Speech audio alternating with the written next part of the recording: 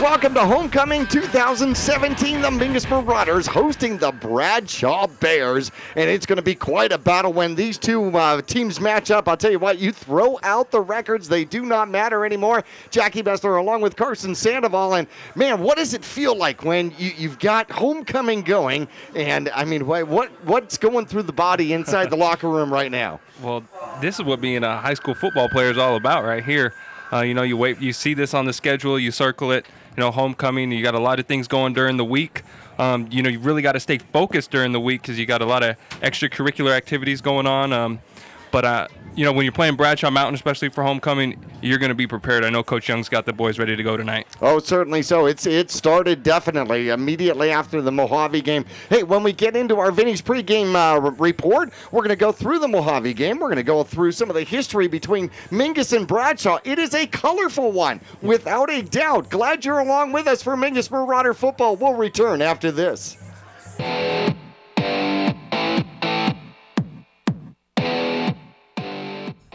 More miles for your money at Reese's Tire and Automotive Tire Pros. It starts with matching the right tire for you, your vehicle, and driving habits. And continues with expert brake, alignment, and warranty services to extend the life and performance of your vehicle. And to serve you better, we now offer King Cobra custom exhaust systems. Find out more about our nationwide warranty at reesestire.com. If you believe life starts where the blacktop ends, if the power of an engine makes your heart race, don't settle for anything less than Polaris RZR, the ultimate off-road vehicle. With unequaled power, unrivaled suspension, and unmatched agility, all perfectly combined to help you chase down what matters most. Polaris RZR, we fuel your freedom. Cottonwood Motorsports, located on Route 260 and Western Drive.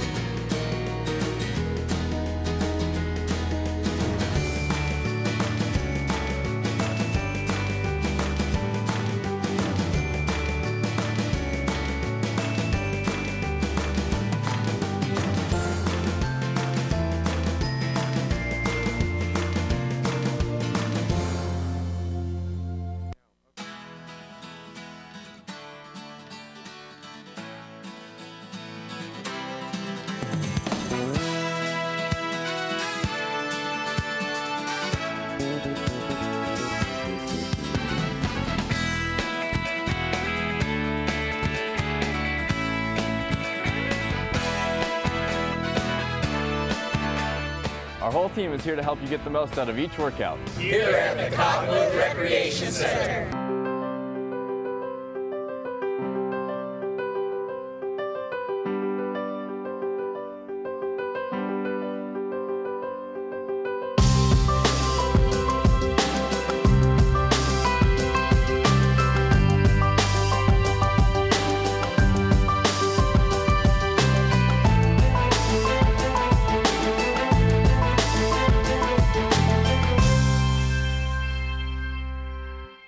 Pawn Palace offers a wide selection of jewelry, electronics, musical instruments, firearms, and much more.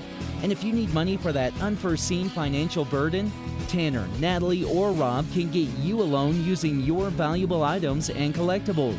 Scrap gold, silver, jewelry, guns, and electronics are all accepted. Visit Pawn Palace on Calvary Way at 89A in the Dome Building, open 6 days a week, and online at pawnpalaceaz.com. Welcome to the Vinny's Pizza pregame report. Call Vinny's now at 646-3333 and have pasta, subs, or a specialty pizza delivered right away. Don't forget the garlic knots and wings. Now let's head back live to the press box for Jackie and Carson. We'd like to welcome our television audience, our radio audience, and our Vinny's Pizza audience. Of course, those enjoying all of the fine delicacies over at Vinny's Pizza on 6th Street and the 89A bypass, and listening to Mingus Marauder football on the radio while you are there and eating in. Well, welcome one and all. Last week, the Mingus Marauders went, this is an away trip. When you go to Mojave, go to Bullhead City, and it was a long trip, and the Mingus Marauders ended up with the victory out of that one. Ended up with 113 yards in the air, 277 yards on the ground. However, Mojave put up a fight. This was not your typical Mojave team. 350 rushing yards against Mingus, 86 passing yards in the game, but Mingus ends up victorious. Yeah, Mojave was actually down to their third-string quarterback last Friday, and he looked like he'd been playing all year. Mingus was actually close to the end of the third quarter. Mingus was trailing 25-15. They got a quick score before going into the fourth quarter, and that really gave them momentum for the rest of the game, because really they escaped last week with a tough win, an improved Mojave team. And not only that, but Mingus will get some players back, and we'll get some new players coming up. This particular game against Bradshaw, which I think is going to be huge and fantastic. You've got Tyler Kelly coming back for the Mingus Marauders. We should have a completely healthy Taylor out there as well. Those two pieces will be huge for the Mingus Marauders. And then Martin Soria getting his first start as a Mingus Marauder here tonight after sitting out the 5 games, transferring in from Williams High School. So this is huge and important. This will be really big for Martin. And, of course, the Mingus Marauders just joining the rest of the team here together. The Flagstaff Bradshaw game was a shootout last week, 44-37. Holy cow. Yeah, if you like offense, that would have been a game for you. Bradshaw was actually down early in that game, and they came back and Flag was down early in that game. They came back and won. Bradshaw they're 0-5. Don't be fooled by that record, though. 4 of their losses have been decided by a touchdown or less. And they've played a tough schedule coming into this game. And they're scheduled for Mingus' homecoming. As you mentioned to me earlier, this is actually their 3rd scheduled homecoming of the year. That gets under your skin a little bit. They're going to be ready to play tonight. Certainly so. A quarterback change in the beginning of the season, 2nd game for the Bradshaw squad, and so that puts a different onus on the team and trying to get better as they move along. Flagstaff, interesting enough, that was an aerial battle. If you got an opportunity to see it or see anything about it, they were throwing the ball up and down the field, and I mean both teams.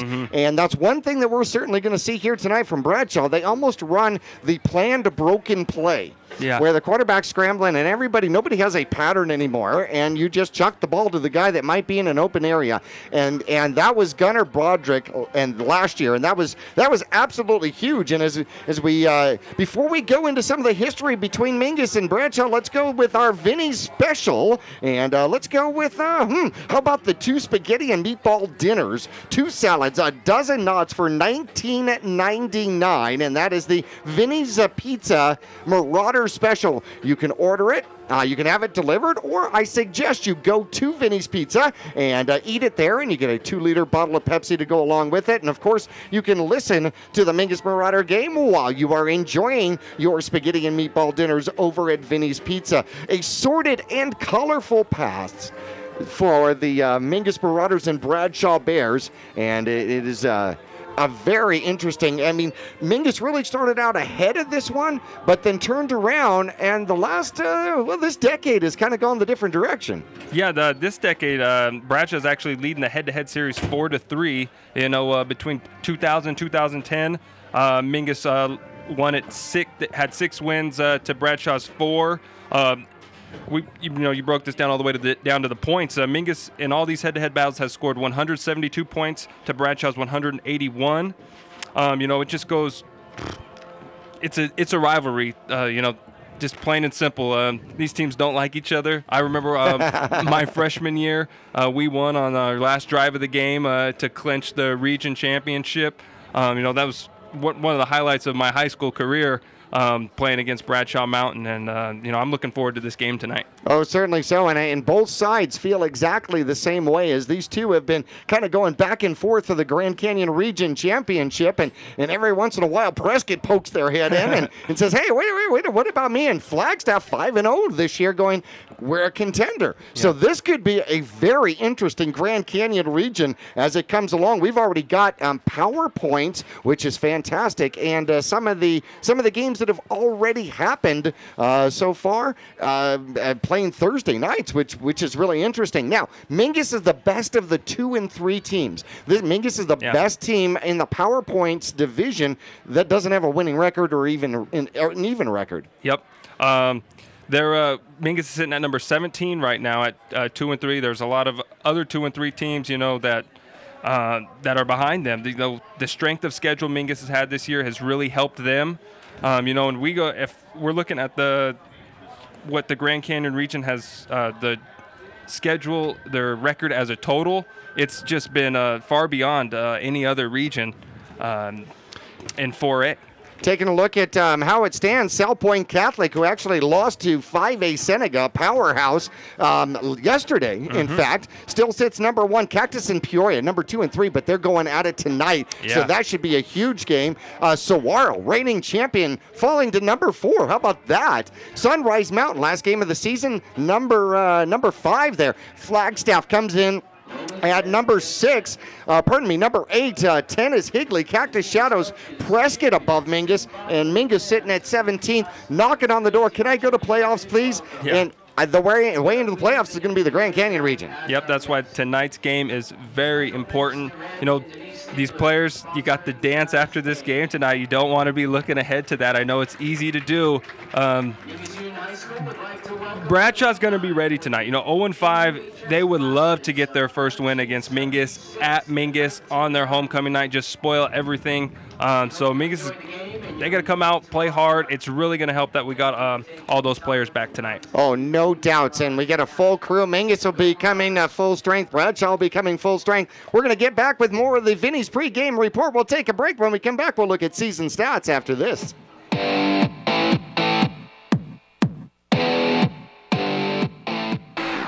Taylor Waste has been voted the #1 residential garbage service 13 years in a row in Cottonwood and 9 years in a row in Sedona. Why? Because Taylor Waste always offers dependable and efficient garbage service and clean, eco-friendly curbside recycling and positive customer service. Taylor Waste offers a separate recycling container, and our recycling program is clean rather than commingled with garbage.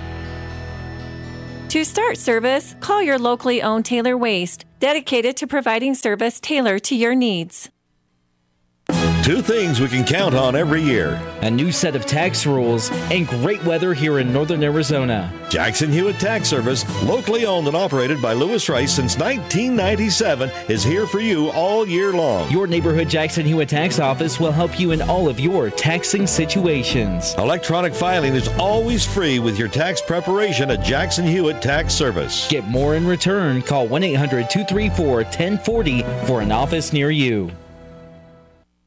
People often refer to Larry Green Chevrolet as the people place.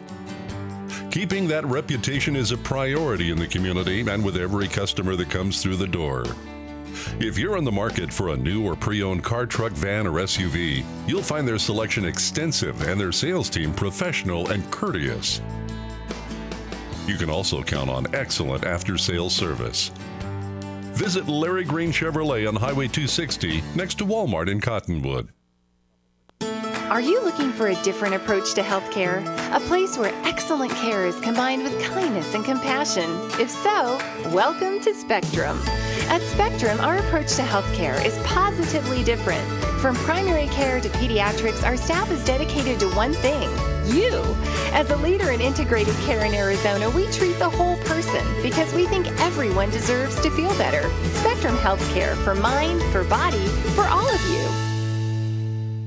For 30 years, Roxu screen printers have provided Northern Arizona with clean, crisp, quality screen printing. They work with you to make the right choices in creating the right artwork and message to put forth your best image. Choose from brand name products and even fashion-forward designs, including caps, tees, sweatshirts, polos, and jackets. Make Roxu your choice for work and sports uniforms, workwear, resort wear, and more. Find out more at rokzootees.com. Roxu screen printers in Cottonwood, where clothing comes to rock.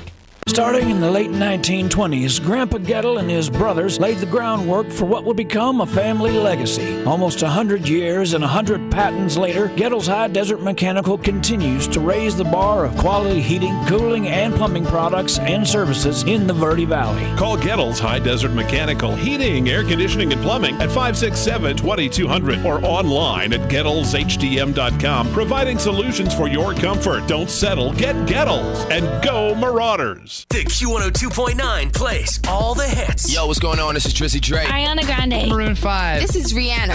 I'm Shawn Mendes. Hey, it's Bruno Mars. Ed Sheeran. What's up, guys? It's Justin Bieber. You're listening to The Weeknd. Start your day with Brian James in the morning.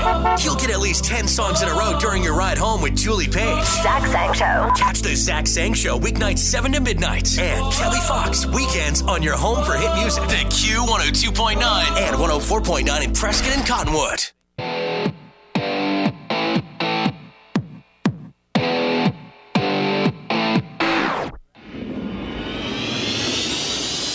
Back here at the cave at Mingus Union High School, the Marauders ready to take the field. In fact, there's already Marauders on the field. And representing the 1997 Marauders, Tommy Nestor, Brad Powers, Tim Rabin, Andrew Lamer, Michael Rohr, Aaron Midkiff is out there, and Jay Fifield. And some of the 1997 Marauders taking the field. In fact, I know they got an opportunity before the game in the weight room to go and talk to this squad before homecoming. No, that's awesome. It's such a special moment for the current players playing for the Marauders right now to listen to those guys.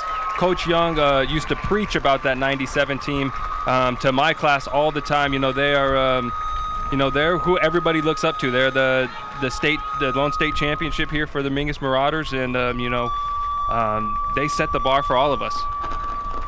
Well, I think I'm actually seeing Officer Watson, who just got back from another tour serving our country, in the helmet with the Mingus Marauders, and rumors are he might be bringing out the American flag, which I think is so important and so appropriate out there, which would be absolutely phenomenal. I want to thank our friends at Vinny's Pizza for helping us out with the pregame report. Not only that, but Vinny's has done so much for Mingus Marauder sports all the way across the board, and everything from team meals and special banquets and so on and so forth, and it just goes on and on. And the folks down at Vinny's, they literally just opened their restaurant to the squad, and I love eating there because you got all the history through all the Mingus Marauder teams, and it's not just football. No, not at all.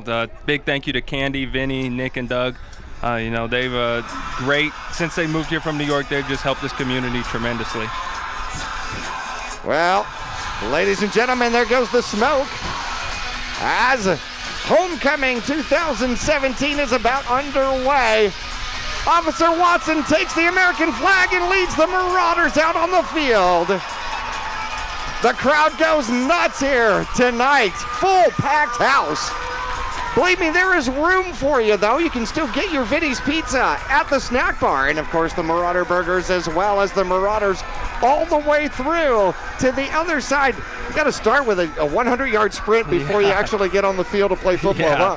That was a great moment right there. Officer Watson running out with the flag.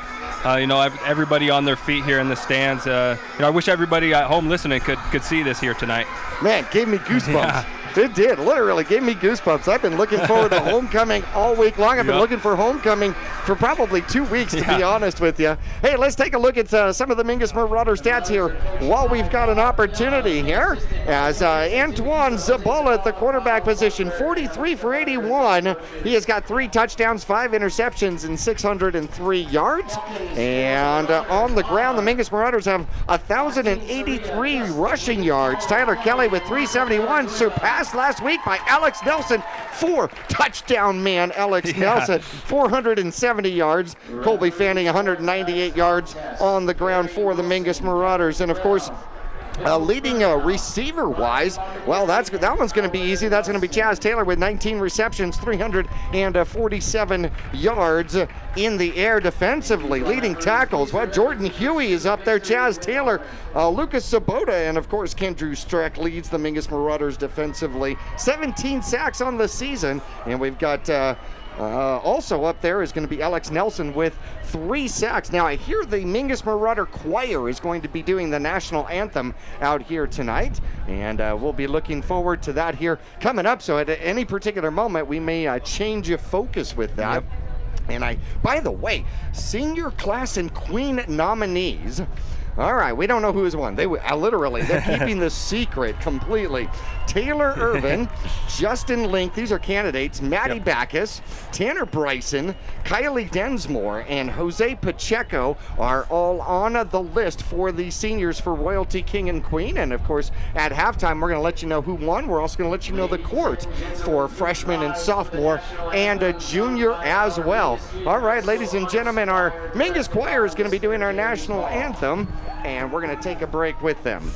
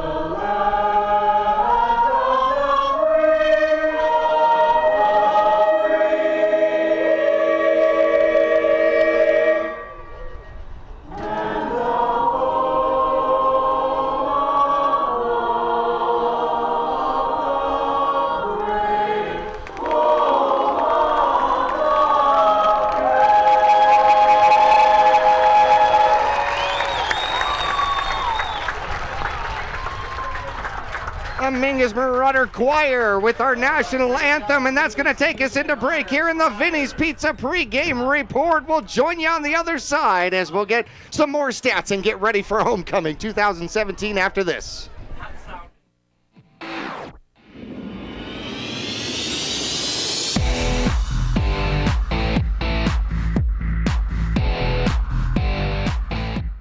Since 1925, Tiffany Construction has worked with developers and local and federal government to build, expand, and improve infrastructure, roads, drainage systems, and subdivisions. From concept to completion, the Tiffany Construction team provides a full complement of construction services and state-of-the-art delivery methods customized to fit your needs and budget. They're Arizona's longest tenured family-owned and operated civil contractor and proudly serving the Verde Valley since 1991. Tiffany Construction, knowledge and experience to bring your project to reality.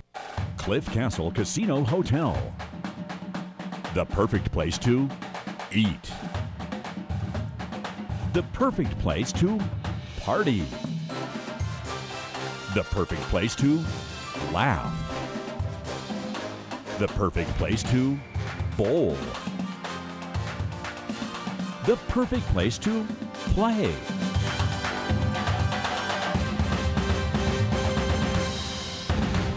This has been the Vinny's New York Chef Pizza pregame report.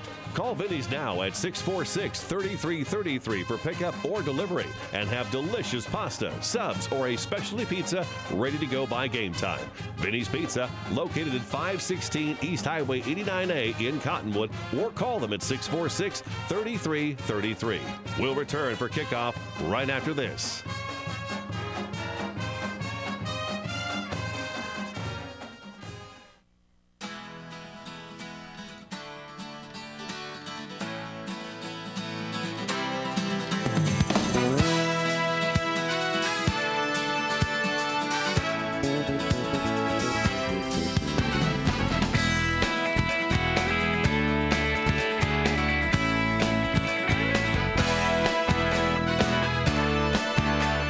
Our whole team is here to help you get the most out of each workout. Here at the Cottonwood Recreation Center.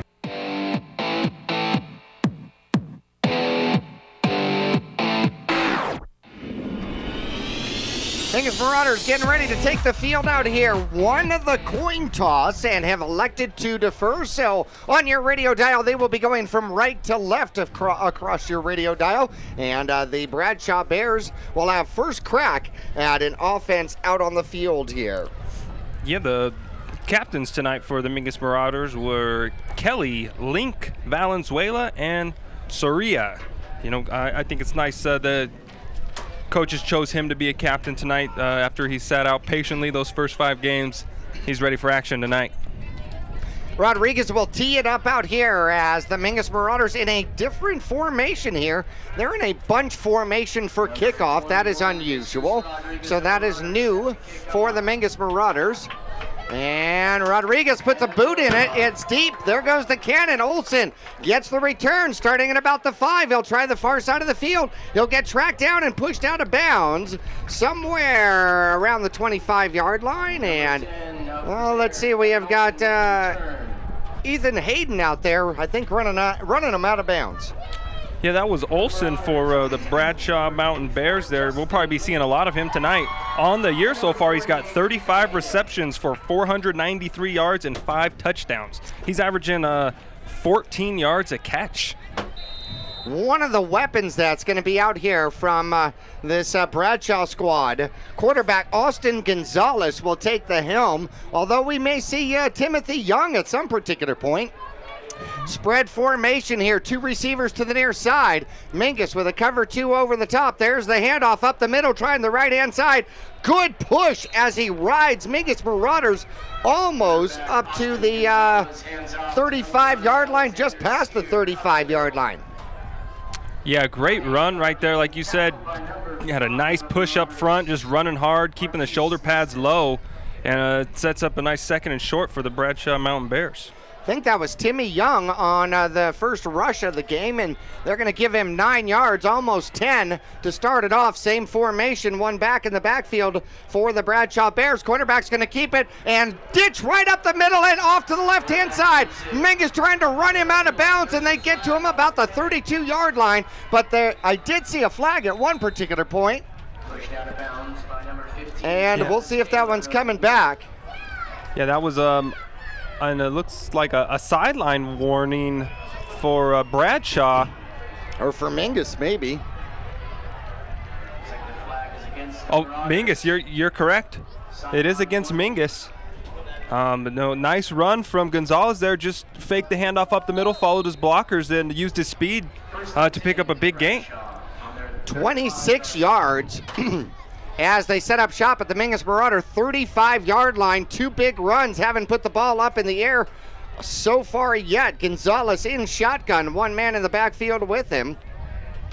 Looking for the snap, there it is. He will hand off. They'll try the left-hand side. They'll capture, run him down. He keeps the legs running and picks up another fantastic gain on first down. Give him about 7.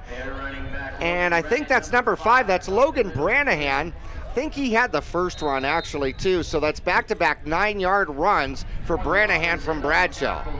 Yeah, I was looking, trying to see who ran that first one. Brandon hasn't had a lot of carries so far coming into this game, but utilizing him here tonight. Same formation, and it looks like they will hand off again. He'll get the first down as he'll split the Mingus Marauder defense down to about the Mingus Marauder 23-yard line, and that'll be enough to move the chains for the Bears, and a flag down on the field. And that was number 23, Phelps, for the Marauders. His helmet popped off, so he'll have to come out for a play. Nelson will come in to replace him. And so far, it's a nice drive here for the Bears, marching down the field almost into the red zone. Well, just outside at the 22-yard line, saw the flag on the field, waiting to see, and it's going to go against Mingus. And personal foul, and that's a big one. That'll go half the distance and put the Bradshaw Bears with first down at the Mingus Marauder 12-yard line. And not the start the Mingus defense wanted tonight. They'll see if they're going to have to, press their heels in here and come up with a big stop. All right, set up shop. A lot of big boys on that line for the Bradshaw Mountain Bears. There's the snap. A different running back, number 16, around the corner, racing into the end zone. Did he get the pylon? And yes, he did. 12 yards out with the scamper is going to be 26. Yep. 26, David Amata, he's a big part of the Bradshaw offense this year. So far, he's got 23 carries. Last week he had 23 carries for 110 yards and 2 touchdowns. He picks up right where he left off. All right, setting up for the extra point. Olsen with the hold, and it's down. The kick is up. It looks good.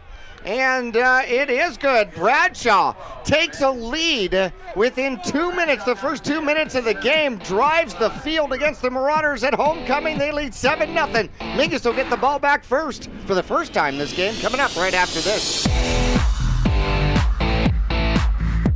For 30 years, Roxu Screen Printers have provided Northern Arizona with clean, crisp, quality screen printing. They work with you to make the right choices in creating the right artwork and message to put forth your best image. Choose from brand name products and even fashion-forward designs, including caps, tees, sweatshirts, polos, and jackets. Make Roxu your choice for work and sports uniforms, workwear, resort wear, and more. Find out more at rokzootees.com. Roxu Screen Printers in Cottonwood, where clothing comes to rock.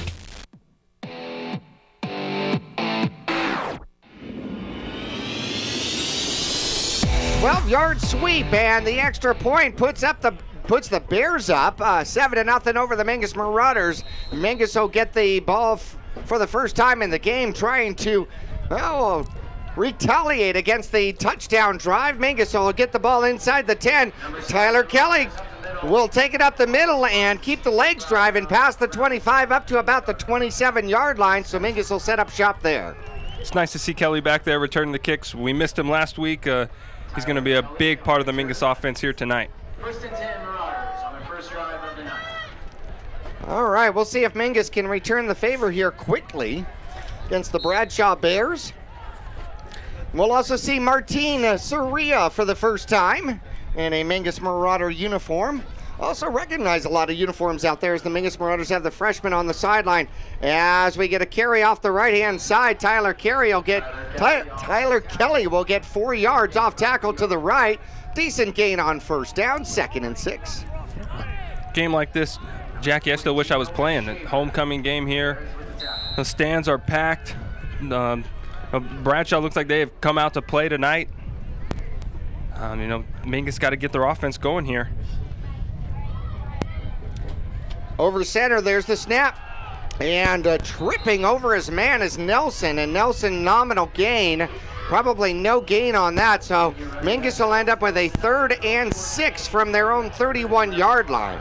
Yeah, unfortunate for Nelson there. Just got a little tripped up. It looked like he had a hole, but wasn't able to get past his own man and goes down for the no gain. So a big 3rd down. Bradshaw didn't have any 3rd downs on their drive. We're playing 9 men in the box against the Mingus Marauders, and there's the snap. Kelly is fighting for yardage. He's going to get stopped short. Give him 2, and it'll bring up a 4th down, 4th and about 4 for the Mingus Marauders, and probably a punting situation at their own 34-yard line. Yeah, kind of a conservative first drive there for the Mingus offense, and that's going to bring Streck on to punt. And back deep to receive for Bradshaw is number 20, I want to say number 27. He doesn't want to look at me. And there's the punt, and it's going to go out of bounds. Let's see where they're going to mark it. Just past the 40, he's up to the 42-yard line, so great field position for the Bears. They'll take over at their own 42-yard line, leading first quarter 7-0, 8:20 left to go here in the first quarter.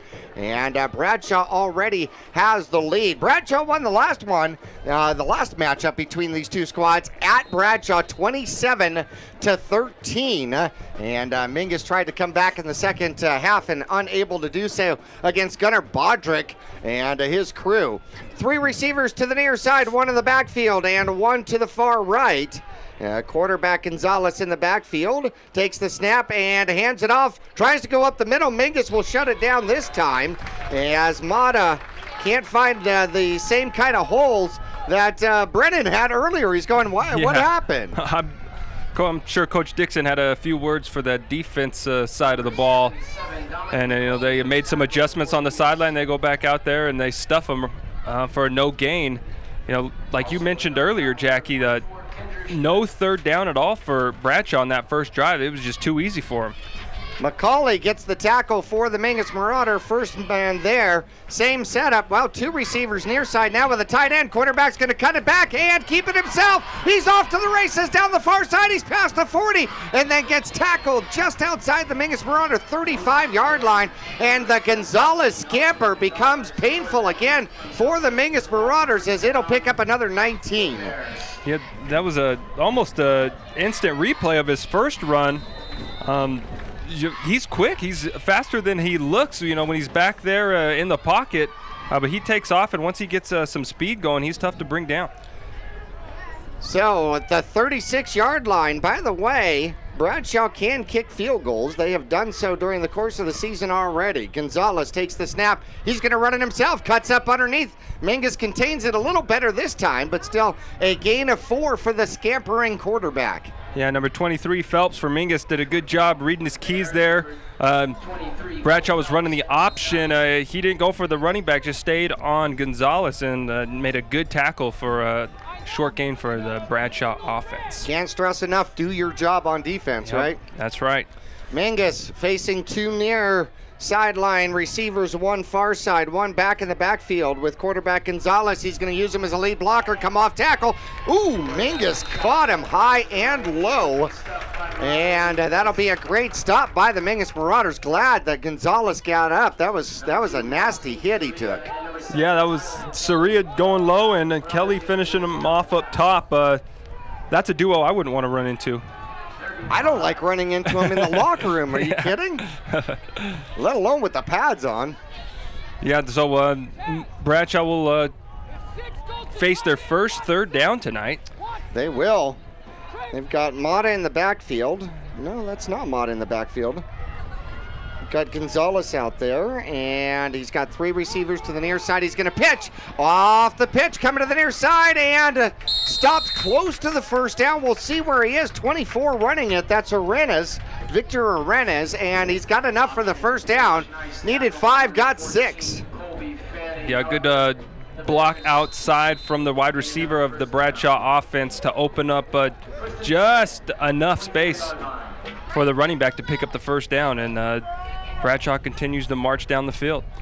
All right, they're at the Mingus Marauder 24-yard line, already leading 7-0, 5:40 first quarter action. If you're just joining us for homecoming, quarterback takes the snap. Arenas gets the run. Mingus will drive him backward this time, and he did a phenomenal job hanging onto the ball. Streck, Phelps, and I'm not sure who else, I think Kelly, combined in the trio. Yeah, that looked like when the guys line up and they hit the sled and the coach is standing on it yelling at them to push harder, and they just blew him about 5 yards back from the line of scrimmage. A great job from the Mingus defensive line and backers. Logan Branahan comes in now as they seem to rotate out their backs quite often. So Logan started in the first drive with success. And Gonzalez, 3 receivers to the left and 1 to the right. He's going to switch sides with Brennahan. And I wonder if that means that that's the side the quarterback's going to keep and run to. No, he's going to throw the ball. Throws the ball up and overthrown. Intended for number 22 on the near side, Price. Well covered, in fact, double covered out there. And a 3rd and 10 now for the Bradshaw Bears at the Mingus Marauder 24-yard line.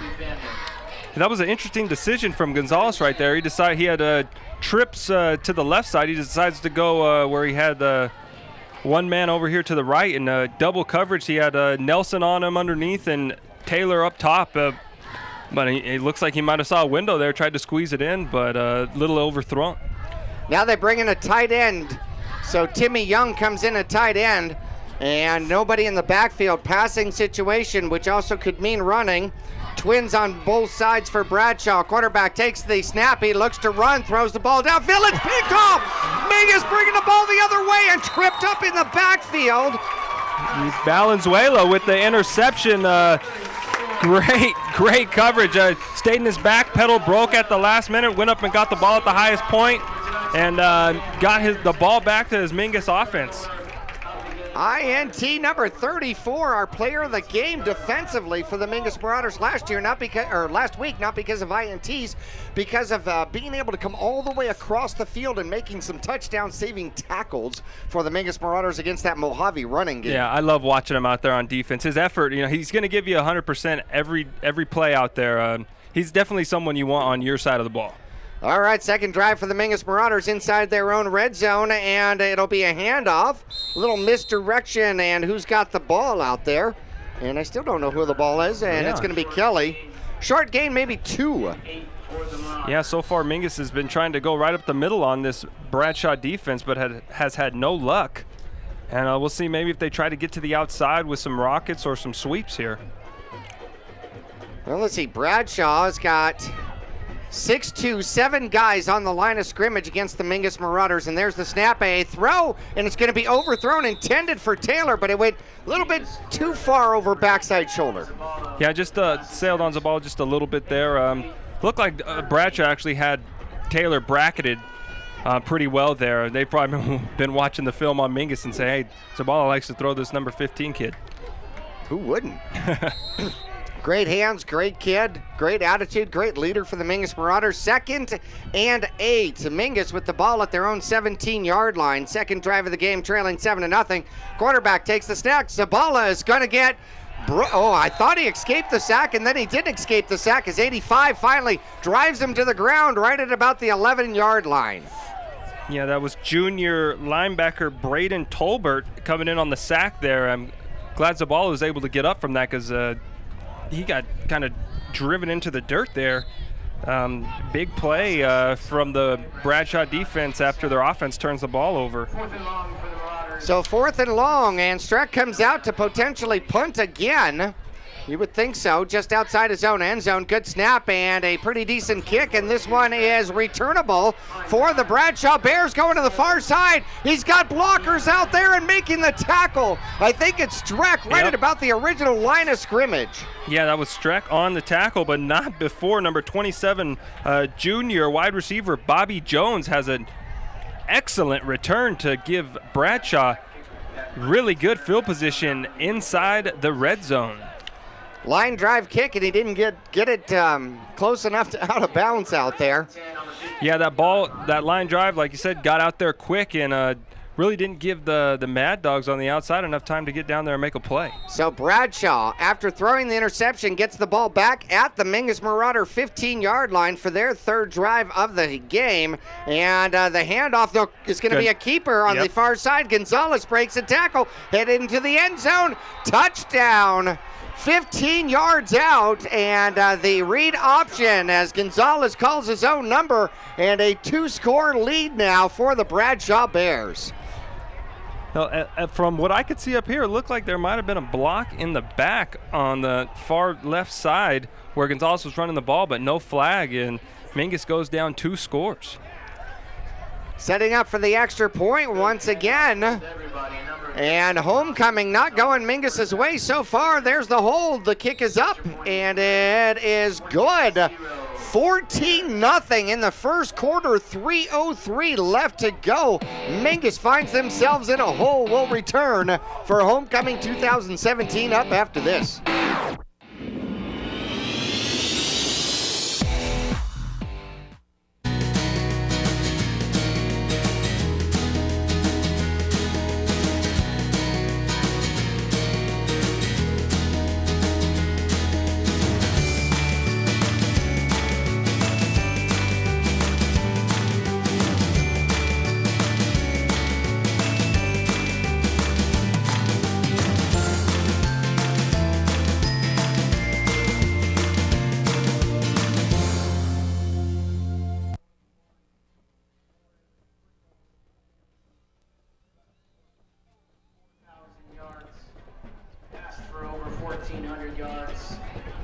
Back for kickoff. Mingus looking to return it, and it is deep. Kelly's got the ball and breaks away from a couple of would-be tacklers and then dragged down by his neck inside the 20. And Tyler Kelly takes another couple of horrid shots out there as Mingus will take over inside their own 20. Haven't been past their own 30-yard line yet this game. Yeah, Kelly, glad to see him up and walking after a couple of those hits he took on that play, especially after him being out last week after he took some huge shots in the Lee Williams game. He just ran into a defensive tackle wall. Yeah, that first hit he bounced off of, I'm going to say 99% of players usually go down after that. God, my knees buckled. 2:55 left to go. Mingus down by 14. Quick screen outside, and that one's going to get away from the Mingus Marauders as it was intended for Soria on the outside. Little quick halfback screen out there, and kind of overthrew him just a tad. Yeah, I do like the play calling, though, from Coach Young coming out on this series. The first two, they're trying to run the ball up the middle. I like them getting the ball in the air, trying to make something happen outside the numbers. Well, Bradshaw has 7 men on the line of scrimmage here and 2 linebackers within 3 yards of the line of scrimmage. And there's a pitch to the outside. Kelly's got to cut back in, and they drive him backward. 4 or 5 different white uniforms out there, and his forward progress still loses 2 yards out there. So 3rd and 12 from the Mingus Marauders 16-yard line. Yeah, that play was actually blown up by number 33. Luke Huenmeyer just came. He didn't make the tackle, but he just came running in. Nobody blocked him. He forced the running back for Mingus to change direction, and he really had nowhere to go with the pursuit of the rest of the Bears coming. 3rd and long now for the Mingus Marauders. A wing offense out there. And Zabala looks to throw, throws the ball. He's got him. It is picked off as they hit the receiver, and it's coming back the other way. And Soria, I believe the intended receiver, is hurt. They hit him horrible as soon as the ball got there. Yeah, Soria took a huge shot. Hopefully he will be okay. The Bradshaw staff is out attending to him. Here comes the Mingus staff. And he is down, and we're just hoping he's going to be okay. Holy cow, they floated it just across the middle, tried to do that little tight end dump screen, and Soria went out there and was absolutely defenseless as he went up for the ball and got drilled, and the ball literally came down and landed in the hands as a present, a gift to Bobby Jones, who returned it going the opposite direction down to about the Mingus Marauder 16-yard line, the original line of scrimmage. Well, we're going to say a prayer for this young man. The first game getting out there as a Mingus Marauder, and we'll take a break here and return to Mingus Union High School coming up after this.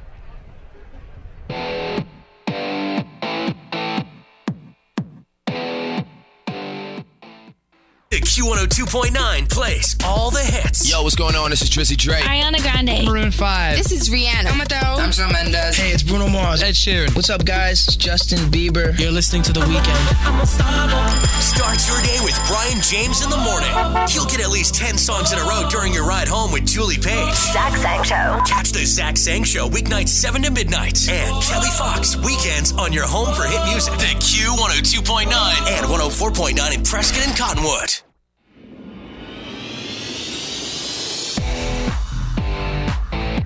So the interception sets up the Bradshaw Bears at the Mingus Marauders 16-yard line. Gonzalez takes the snap, hands it off, and they catch him in the backfield, but he still squirts through for a couple out there, and it looks like that might have been Dixon on the run. Was that 4 or 5 with the run?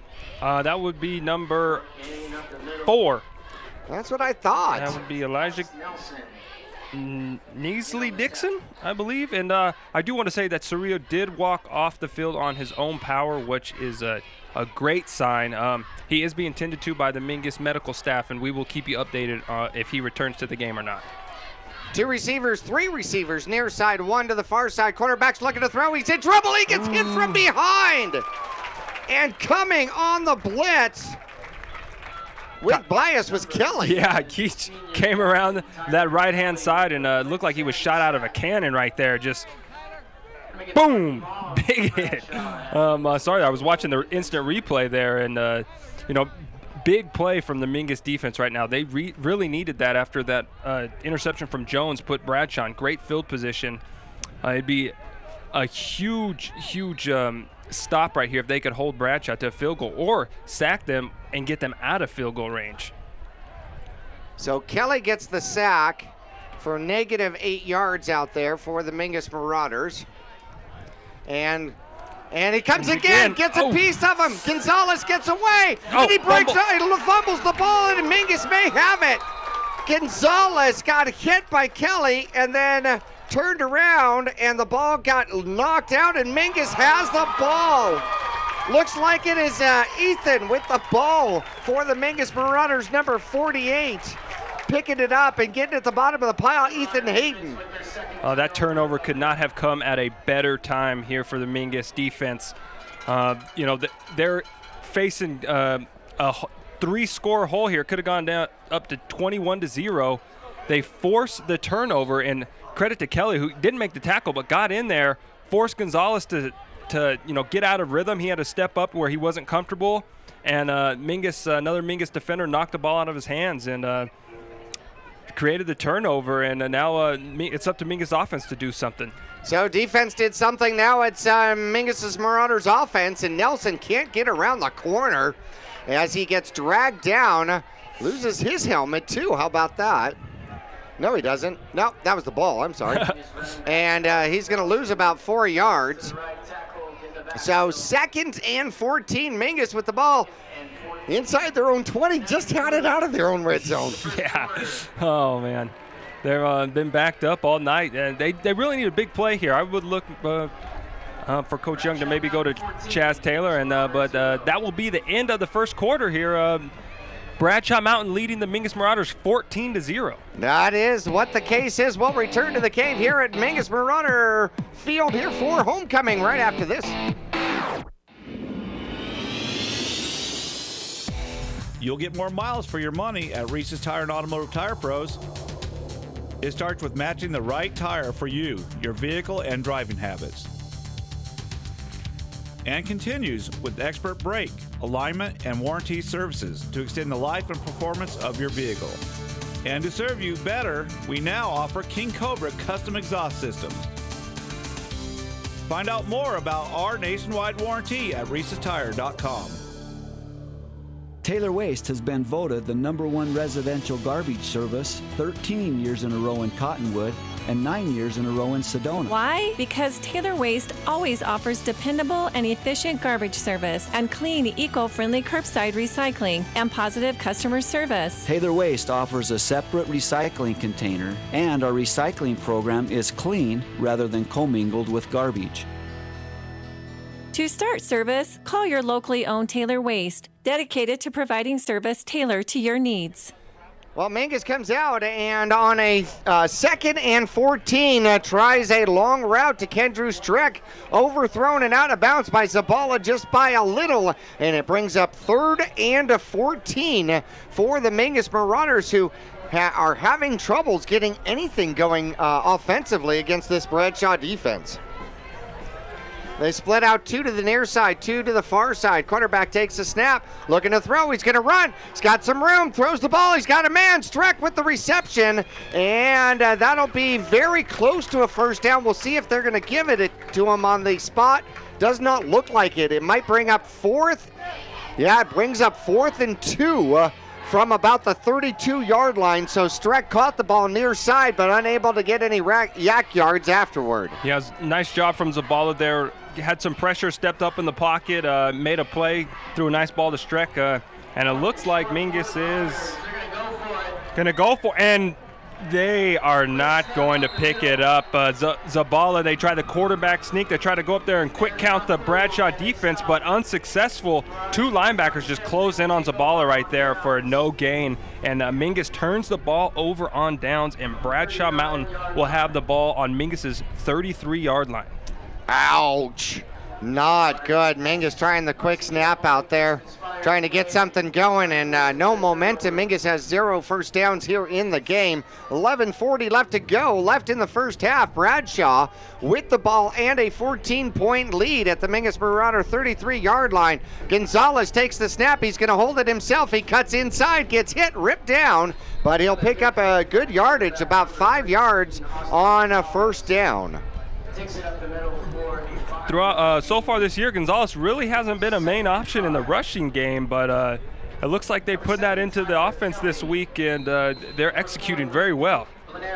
Well, Mojave had some success against Mingus with that read option last week, and so Bradshaw's trying to do the same here. Haven't thrown the ball much. They've got 2 receivers to the outside, 1 to the near side. Quarterback hands off. Inside it goes Logan, and he's bouncing off of guys, keeping his legs rolling as he ran into 2 of his own blockers and 3 would-be tacklers and bounced off for a first down, and we're all the way down to the 21-yard line.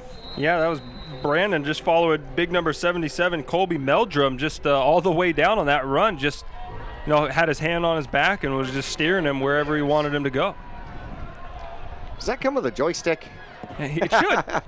Or a steering wheel, an offensive lineman steering wheel. Quarterback takes the snap, and they hand it off to Logan Brandon again, and he just follows his blocker one more time inside the 10, keeps his head down. He doesn't even go forward until the legs can go forward. Yeah. And he's down to about the 8-yard line of the Mingus Marauders, and that'll set up a 1st and goal. Yep, same exact play. Just had his hand on his lineman and just followed him downfield. Didn't even, really not even looking to go past him and run past him, just following him, and it's been successful. 1st and goal. Gonzalez in the backfield, still 2 receivers to the right side, and he'll take the snap, and he's looking to run it himself. He's got to find himself outside, gets ripped down from behind, and off comes a helmet, and there, yeah, his helmet does come off. He's going to lose about 2 yards. There is a flag on the play, though. Yes, from what I could see, it looked like the ref had signaled holding on the Bradshaw offense. I thought Kelly was going to be able to rip that ball out. He came running from behind Gonzalez there, and you could see him go for the strip, but excellent job from Gonzalez, just holding on to that ball tight and living to play another down. Well, the hold is going to take him back 10, and it'll be 1st and goal now from the Mingus Marauder 22-yard line. And Mingus opted to do that instead of second and 12, or 2nd and goal from the 12. So they'll trade a little bit of real estate for a down out there against the Bradshaw Bears. Same setup for the Bears, 1 man in the backfield. Timmy Young is going to throw. He throws downfield and overthrows his man a little bit. Timmy Young walked in to play quarterback, and that is a big-sized quarterback. Timmy Young, holy cow. How about this? Outside linebacker or quarterback, senior, 6'1", 215. I think 6'1" is, being on the shorter side. I would say maybe with that helmet on stuff, he's looking maybe 6'3", 6'4". That was nice coverage out there on the outside by Nelson, by Fanning, leaving very little room for the receiver to work with, and made the big man at quarterback have to fit into a tight window. Matt in the backfield. Quarterback's going to fake it to him. Come this way. He's got blockers, and Timmy Young gets down to about the 15-yard line. So a pickup of about 7 makes 3rd and goal from the 16. I'll give him 6. Yeah, and it looks like Chaz has a stinger right there. He actually came up and tackled that big guy, and you can see him out there at the safety position shaking his arm. It takes some guts to go up there and lower the shoulder and try to take that man down. Oh, certainly so. And you're not going to tackle him high, I guarantee you that. We've seen plenty of that through the years, no doubts, trying to tackle high. 2 receivers and a tight end to the right side. Timmy Young still in there at quarterback for the Bradshaw Bears. 9:12 left to go here in the first half. They're leading 14-0. And the Mingus Marauders jump as they get a little anxious as Gabe Myers comes in and actually it'll be Hayden will come off. And that'll go against the Mingus Marauders and make it 3rd and goal now from just outside the 10-yard line.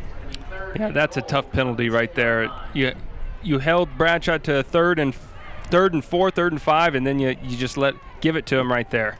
Well, still 3rd down, 3rd and goal because of that holding penalty to start it. Might be 4-down territory out here for the Bears. They're taking their time. Young's going to throw. He throws to the near side, and it is broken up and out of play. No good. As another great play for Valenzuela. Good coverage. He actually had to catch up to that one and runs it and makes it bobble. He actually came up with the ball, but way out of bounds. That brings up a 4th down, 4th and goal from about the 10-yard line. Yeah, it looks like Bradshaw's still undecided on what they're going to do here. They got about 20 guys on the field. Not sure if they're going to kick it, they're going to go for it. Maybe a timeout's going to be called. But again, back to Valenzuela. Excellent coverage, because if he doesn't get his hand up there, that's a touchdown. He got his hand in there, ripped that ball out, and if there was a little more real estate, he would have been able to come up with that interception. Well, it was intended for Price, and number 12 comes out for the attempt here of the field goal. It is up, and it is good. The 20-yard field goal by Titus King is good, and that makes it 17-0 here with 8:33 left to go in the second quarter. We'll return for more Mingus Marauder homecoming football after this.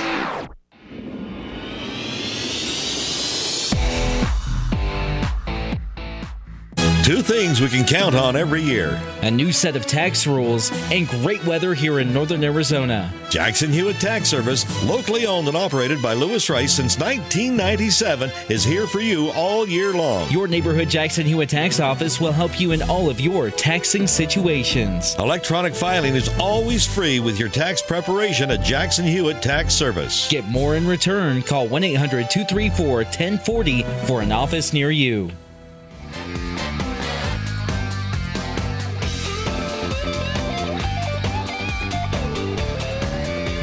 Well, Bradshaw will be kicking off once again, their 4th time here in the first half, and 3rd time here in the first half. And with 8:33 left to go, Mingus trailing 17-0. A booming kick driving the Mingus Marauders back into the end zone. That'll be a touchback. Mingus will get the ball at the 20. Okay, what does Mingus have to do to get the ball going here? First off, the offensive line's got to get a good push up front. They're getting beat at the line of scrimmage, and they're forcing Mingus' offensive line back into the running back, so they have nowhere to go. And when Mingus' quarterback is going back for a pass, he's got a man in his face. He's having to step around him. He really has no time to get into a rhythm. So it all starts up front with the offensive line. If they can open up some holes for these great running backs Mingus has, Kelly, Nelson, I think they just need to get one first down, and then they can get that ball rolling. Spread formation and a pitch, kind of an underarm pitch, trying to go to Streck as Zabala was actually in the grasp. Actually did a great job of getting that ball out. He even threw it with his left hand. How about that? It's a great athletic play to avoid the sack. But that right there goes back to what I was just telling you, Jackie. Guys are constantly in Zabala's face when he's trying to throw the ball. And you can't get into any sort of rhythm when that's happening. And then their offense just can't click. Mingus will bring it back tight again. One receiver on the far side. And Zabala takes the snap. And Mingus will run it off to the far side. And no gain. Tyler Kelly trying scraping out there to get yardage, and maybe gets one, so it's 3rd and 9 from the Mingus Marauder 21-yard line.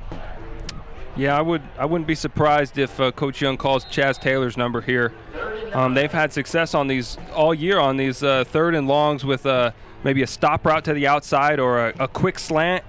Get that ball to Taylor quick and let him do the work after the catch. We'll see what we'll do. We've got receiver in motion, and Mingus is going to throw downfield, and they have a man. It's going to be Kendrew Streck.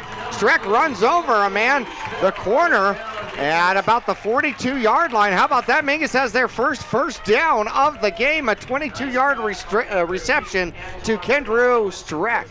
Yeah, I really like that call from Coach Young there. Having trouble protecting the quarterback in the pocket. Let's roll him out. Let him use his legs, and delivers a great ball to Streck, who ran a nice route. And I think that's what Mingus offense needed here. Just pick up that first down and get things going. Well, we'll see if that lets all the steam out, I'll tell you, because there was definitely some scoring pressure being built up a little bit. 2 men in motion for the Mingus Marauders, and that's going to draw flags from everyone here and even in the announcer booth. Yeah, that one was evident right away. 2 guys moving. All the Bradshaw players down on the field are yelling, and that'll move Mingus back. Not what you want right after you have your best play of the night on offense. No, when you're flying, don't you want both wings moving? Yeah. Right? Right. Yeah. Maybe, maybe in the, I don't know, Canadian Football League, can you have 2 guys moving at once?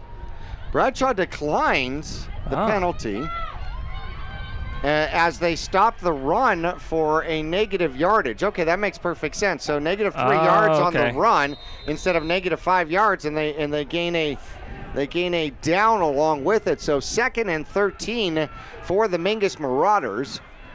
And there's the snap. Zabala's got to run backward and gets ripped down, throws the ball up, and somehow caught by the shoelaces, but it'll be, I'm not sure if he caught it. If he did catch it, it's going to be for negative yardage out there.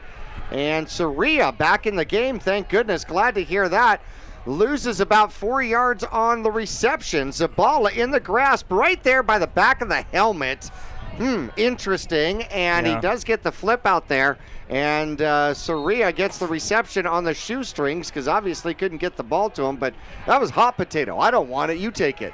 Yeah, and again, Zabala, pressure in his face, having a tough time being able to look downfield and go through his progression to find a receiver. Quarterback looking to throw. He's got a little time this time. Launches the ball up and almost coming down with it.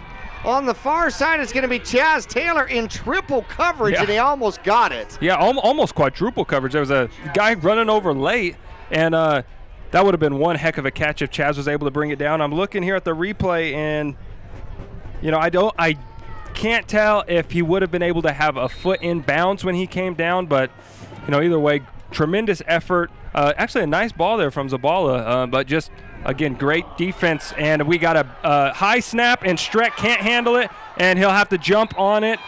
And Bradshaw will take over at about the 13-yard line of Mingus. Well, unfortunately, the snap went over his head. Tried to pick it up to do something with it, and the buttery ball out there slipped out, and holy cow, what a phenomenal break here for Bradshaw. I think every break that has gone not their way all season long in an 0-5 season is going their way here as the fumble recovery at the Mingus Marauder 12-yard line. And they'll take the snap and jump, cutting, and now running toward the ball. Holy cow, the ball came out and covered by number 78. A great hit on Mata, but the ball come out and they get the ball back. Yeah, Mata had a beautiful jump cut there in the hole and came around the left side and had some room and then took a nice hit, and the ball popped out. But unfortunately for Mingus, right place, right time for one of the Bradshaw Bear offensive linemen. Just falls right on it. And they'll retain possession here at the, looks about to be the 6-yard line. Number 78, Sebastian Martinez, recovers the ball for his Bradshaw Bears. And quarterback takes the snap as Timothy Young trying to find the end zone, runs. He'll get caught up and gathered up and down at about the 2-yard line, but it's enough for a first down. So first and goal from the 2 for Bradshaw, already leading 17-0. 5:34 left to go in the first half. Yeah, and it's an interesting decision here from the Bradshaw offense. They go with Timothy at quarterback after Gonzalez has led the team to 2 touchdowns in the game. Well, from what I could see, this quarterback started the season. Okay. And now he's going to try the near side and go right off tackle, and the big man is able to rumble and stumble in for the touchdown. 24-0 with 5:11 left to go here in the first half. And that was ugly. And wow, they will come out for the extra point here. Yeah, this is not the start that Mingus wanted, especially here at homecoming. They've got 5 minutes, 11 seconds left. They really need to put a drive together, go down, put some points on the board before they go into halftime, because they will receive the second half kick.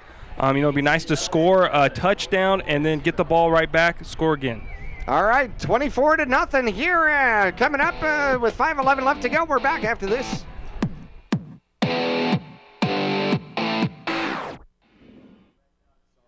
If you believe life starts where the blacktop ends, if the power of an engine makes your heart race, don't settle for anything less than Polaris RZR, the ultimate off-road vehicle. With unequaled power, unrivaled suspension, and unmatched agility, all perfectly combined to help you chase down what matters most. Polaris RZR, we fuel your freedom. Cottonwood Motorsports, located on Route 260 and Western Drive.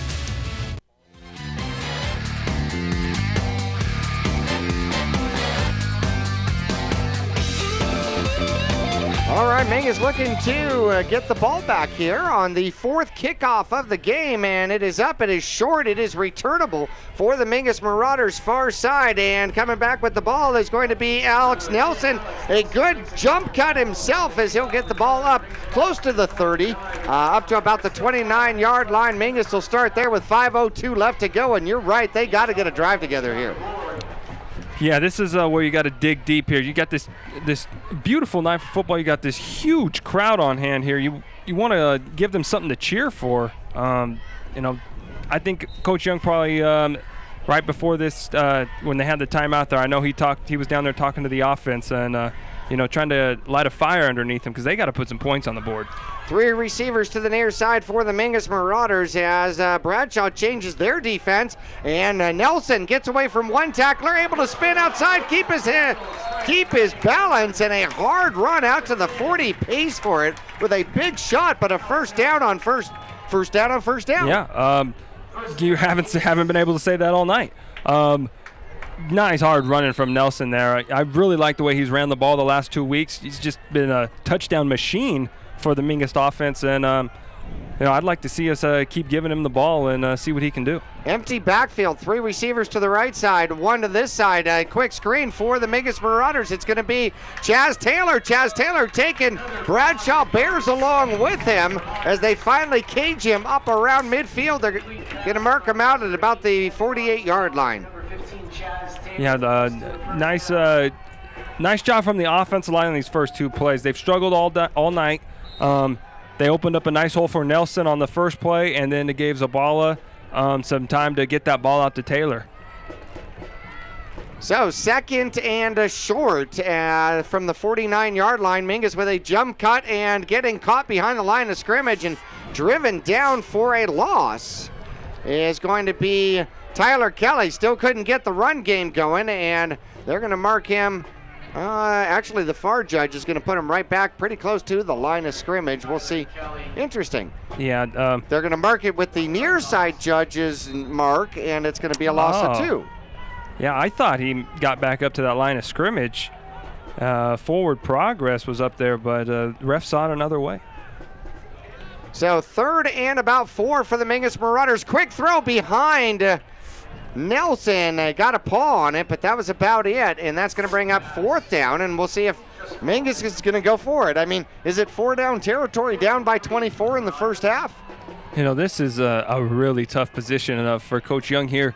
You really need to score here. You don't want to go down halftime, being shut out, down 24-0. It could be worse. It looks like they are going to go for it. I don't know. I say I hope he's got a good play called here. Well, two receivers to the near side, Twins on the far side, man in motion, and we're going to back out of it and take a timeout. That's the plan. I think this is the right decision. Think about it a little bit longer. Get the guys together if you do decide to go for it. Then you talk about it, right? 3:51, 24-0. Mingus on the short side. We're back after this.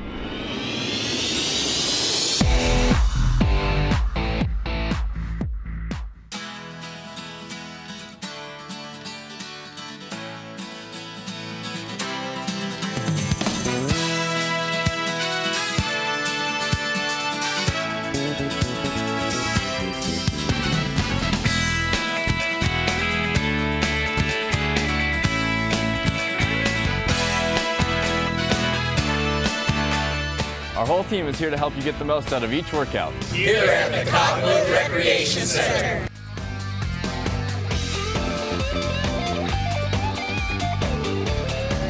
I think you got to throw. Back here at Mingus Union High School. Mingus facing a 4th and a 4 here, and what are you thinking? What should they do? I think they've had success all year going to Chaz on a quick slant or on a hitch route here. They only need 4 yards, so don't need a lot of time, and it looks like they're going to go for the pitch pass, and Taylor is wide open. Hey, Taylor got it at the 10, the 5, and touchdown. As Kelly says, look, I can throw the touchdown pass, and the confetti goes all over the place. Mingus with a 54-yard touchdown halfback option out there to Chaz Taylor, who was so wide open. How hard is it to catch? Yeah, those are the toughest ones, and nobody around him. Felt like that ball was in the air forever. And, before that, Taylor did a great job of selling run. He went up there, acted like he was going to block, and Mingus goes for 2, and it is successful. They pass it into Streck. Zabala hits Streck for the 2-point conversion, and this is exactly what the doctor ordered for the Mingus offense. That brings the score 8. Mingus with 8, Bradshaw Mountain 24. Well, we're going to take a break here with 3:40 left to go. Mingus will get to kick off again. Finally got on the board. Still down 2 scores. We're back after this.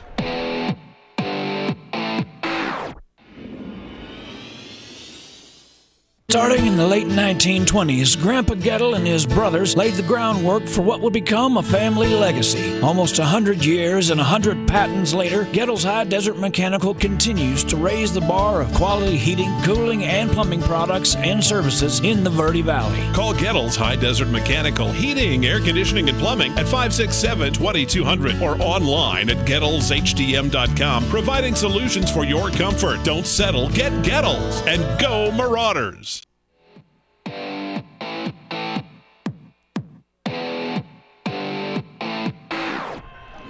Mingus looking to kick off here for the second time, getting on the board here at Homecoming 2017, trailing 24-8 with 3:40 left to go here in the first half. As Rodriguez kicks it high, and it comes down right at about the 18-yard line, coming to the near side, and breaking through is Brennan. And Brennan will take it out to about the 33-yard line where Mingus will stop him there. Bradshaw will start with, well, for them, horrible field position. Yeah, they're used to having the ball at midfield or better, and they're going to start here at about the 33. I'd like to go back to that touchdown thrown from Kelly.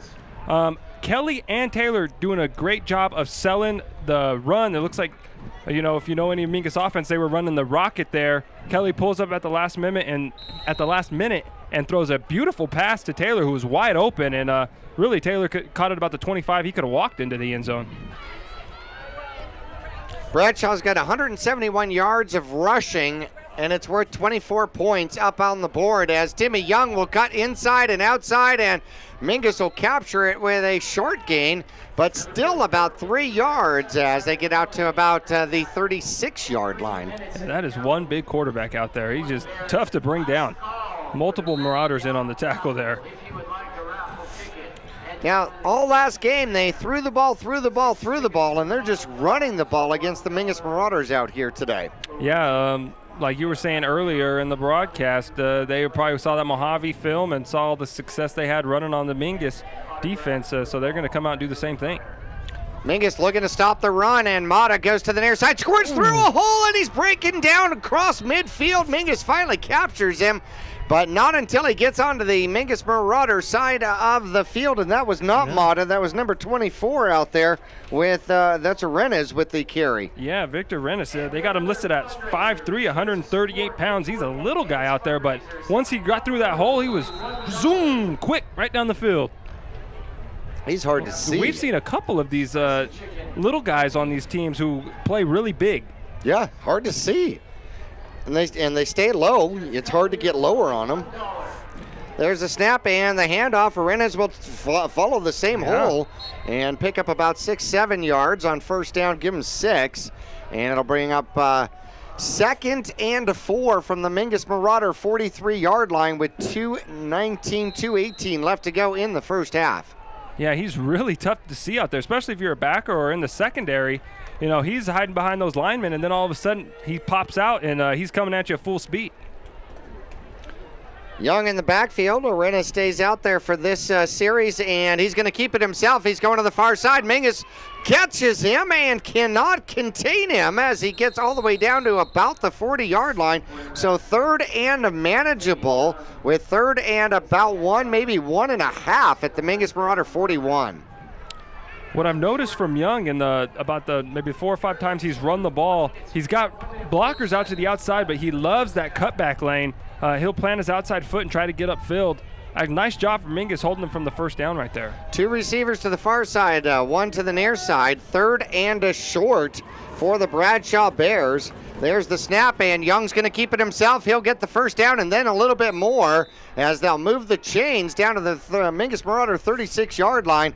Clock is an issue. They'll stop the clock while they're moving the chains with 1:18 left to go. Yeah, this is where the Mingus defense really has to dig in and come up with a stop. Your offense finally does something here tonight. They put some points on the board, and now you want to keep the momentum on your side. It'd be really nice if they could force turnover on downs here.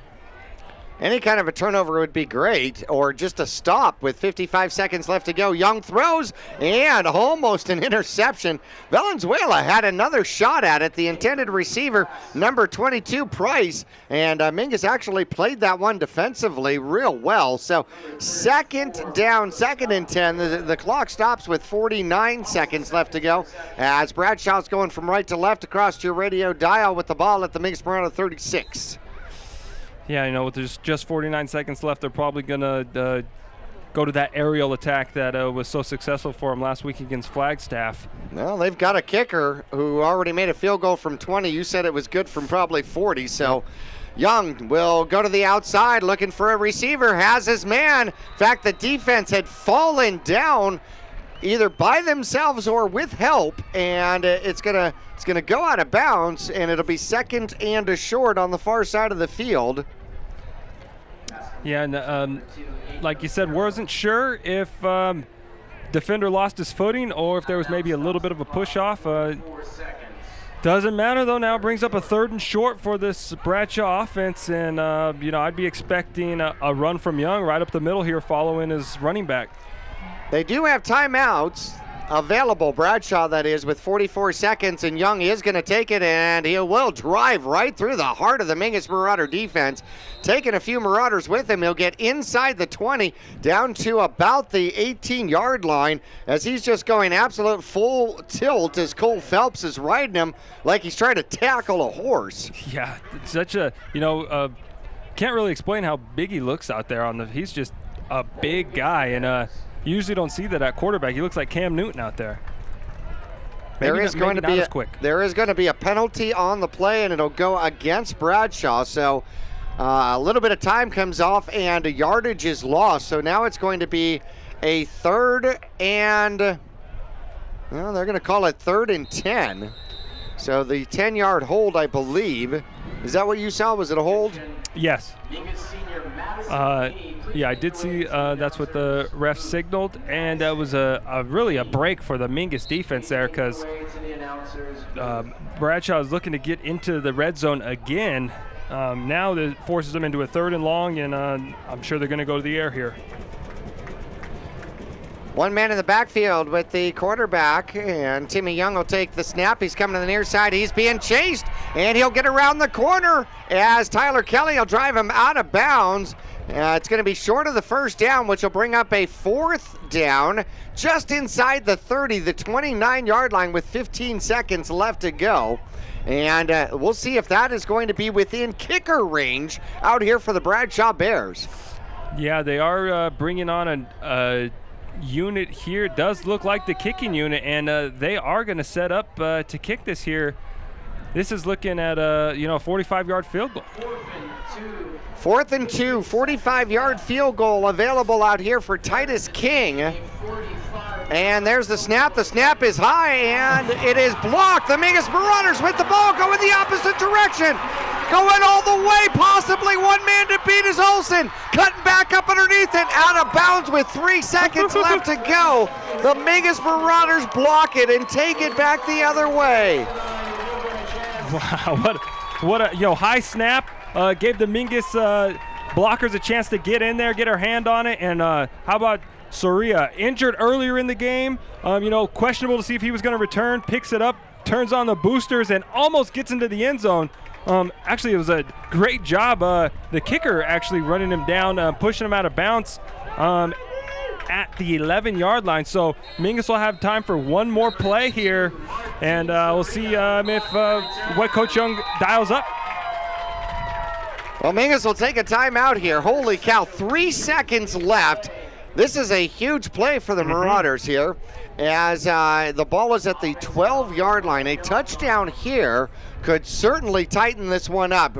Mingus trailing with 3 seconds left to go in the first half, 24-8. Now, was it Kelly or was it Soria that blocked the punt? Because I know it was Soria that picked it up and went down the sideline. So what I saw, it looked like Kelly got the block. Soria picked it up on the bounce and just took off. And, fortunately for Bradshaw, they had their kicker and their holder did not give up on the play, was able to chase him down and push him out of bounds at about the 11. But if Mingus can get the ball into the end zone right here, this would be a huge momentum swing, especially with them getting the ball to start the second half. It really, I don't want to say it would take away how poorly Mingus played in the first, 20 minutes of this game, but it would definitely change the storyline. Yeah, rewriting the story, definitely. At least switching to Chapter 2 would be a good thing. Yeah. Because Mingus gave up 24 points and were trailing 24-0 before they scored and finally put the touchdown and the 2-point conversion on the board. So. And there is one-on-one coverage down here, bottom right-hand corner. You're right.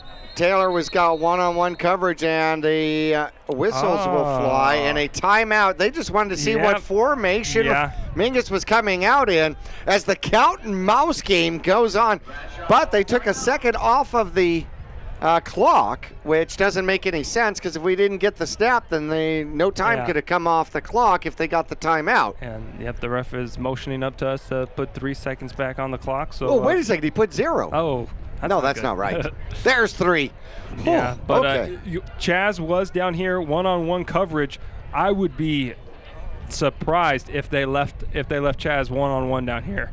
It's a mismatch. Anybody who's covering him, he can jump, he can run, he's tall. Hey, he's great at catching the ball at the highest point.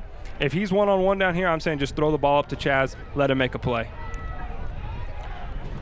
Well, we will see if that's what we're doing. Mingus, see if they come out in the same kind of a formation. Strack's going to come out and be the tight end on the far side. As they load up the left, 2 receivers to the right. You've got Tyler Kelly out there, possible for a pass too. Zabala looking to throw. He's in trouble. He's going to run. Comes to the near side. Throws it short and out of bounds. And it looks like that is how the half is going to end. The Mingus Marauders unable to take advantage of the deep penetration right here at the end of the quarter. So the Parks and Rec halftime score shows the Mingus Marauders trailing by 2 scores, actually 2 touchdowns, 2-point conversion. 24-8, we're back for the Oxendale halftime report. Coming up after this. If you believe life starts where the blacktop ends, if the power of an engine makes your heart race, don't settle for anything less than Polaris RZR, the ultimate off-road vehicle. With unequaled power, unrivaled suspension, and unmatched agility, all perfectly combined to help you chase down what matters most. Polaris RZR, we fuel your freedom. Cottonwood Motorsports, located on Route 260 and Western Drive.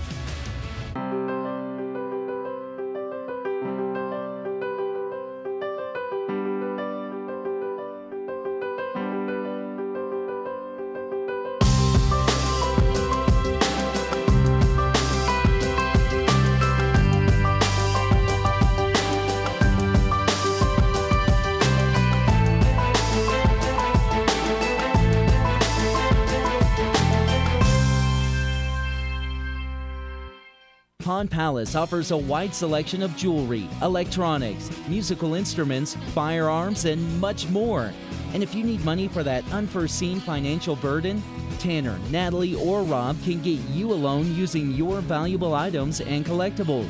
Scrap gold, silver, jewelry, guns, and electronics are all accepted. Visit Pawn Palace on Calvary Way at 89A in the Dome Building, open 6 days a week, and online at pawnpalaceaz.com. Starting in the late 1920s, Grandpa Gettle and his brothers laid the groundwork for what would become a family legacy. Almost 100 years and 100 patents later, Gettle's High Desert Mechanical continues to raise the bar of quality heating, cooling, and plumbing products and services in the Verde Valley. Call Gettle's High Desert Mechanical Heating, Air Conditioning, and Plumbing at 567-2200 or online at GettlesHDM.com, providing solutions for your comfort. Don't settle, get Gettles, and go Marauders! Welcome to the Halftime Report, brought to you by Oxendale Chrysler Dodge Jeep Ram. They're a dealer for you, located on Highway 89A in Cottonwood or online at mattsays.yes.com. Stick around for the first half recap, including Marauder highlights, scores, and stats. And now let's head back to the press box.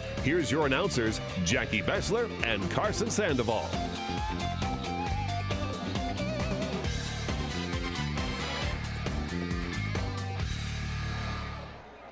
Well, looking for a tale of two halves here for homecoming 2017. The Mingus Marauders trailing here at halftime 24-8, and it has definitely been the Bears' way here in the first half. And they came out, they scored quickly. It seems like the fumbles have gone their way. They've been able to recover most of their own fumbles. Yeah. They've been able to escape bad opportunities and either take advantage of no time left on the clock, or whatever the case is. So everything has really bounced the Bradshaw Bears' way here in the first half, hasn't it? Yeah, they came out, marched right down the field, scored in less than 2 minutes. Yep. Mingus goes 3 and out. Bradshaw gets the ball back. They move right down the field, and they've just continued to do that all night. It looked there towards the end of the first half, Mingus was going to have maybe have a chance to cut the lead to a one-score game. Unfortunately, they couldn't get the ball in the end zone, and it's going to be a tale of two halves here. They got to come out, especially on homecoming night. This big crowd, you don't want to, come out and be flat. I thought they I don't want to say they weren't ready to play, but Bradshaw came in with their 0-5 mentality, being scheduled for another homecoming game, and they wanted to make a statement. No doubts out there. First quarter, 10 minutes left to go, and Bradshaw would score first on a 12-yard sweep by Mata as he gets around the corner to the left-hand side, and Mingus just kind of overran it, couldn't contain the outside. The extra point was good. Bradshaw was up 7-0.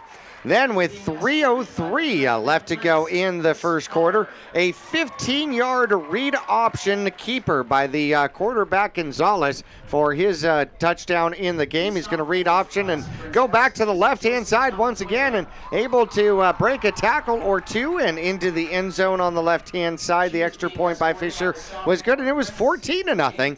Then with 8:33 left to go in the second quarter, a 20-yard field goal by Titus King made it 17-0. 5:11 left to go, and they extend the lead once again. They change out quarterbacks, and Timmy Young goes off tackle for 2 yards for the score, and it was 24-0 with the extra point. And then second quarter, 3:40 left to go, and Mingus on a 4th down option out here goes for it, and a 54-yard halfback option pass as Kelly finds Taylor so wide open it scared everybody, and the 2-point conversion to Streck was good. So 24-8 our halftime score as the Mingus Marauders getting represented, at least out there for the Marauders. You've got Colby Fanning representing the junior squad. You've got Justin Link out there representing the senior squad looking to become homecoming king, and we'll have court, we'll have homecoming king, and all sorts of fun stuff coming up for you here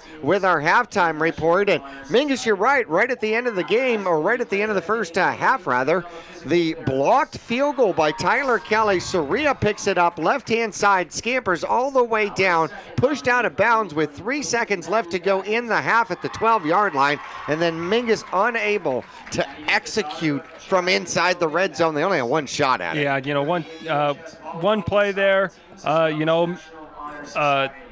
Bradshaw knows it's going to be a pass play, so they got all the guys really set up at the line of scrimmage, their defensive backs, and they do a good job covering everybody up and force Zabala to I thought he was going to maybe keep it and try to get into the end zone, but at the last minute pulls up, tries to hit a man short, but just not enough room on the outside. Bradshaw goes over there, makes the play, and so Mingus trails at the half 24-8, and they do get the ball back starting the second half, and they really need a score to start the second half, get the momentum back on their side, and then then you rely on your defense to just make stops. All right, they're starting to announce our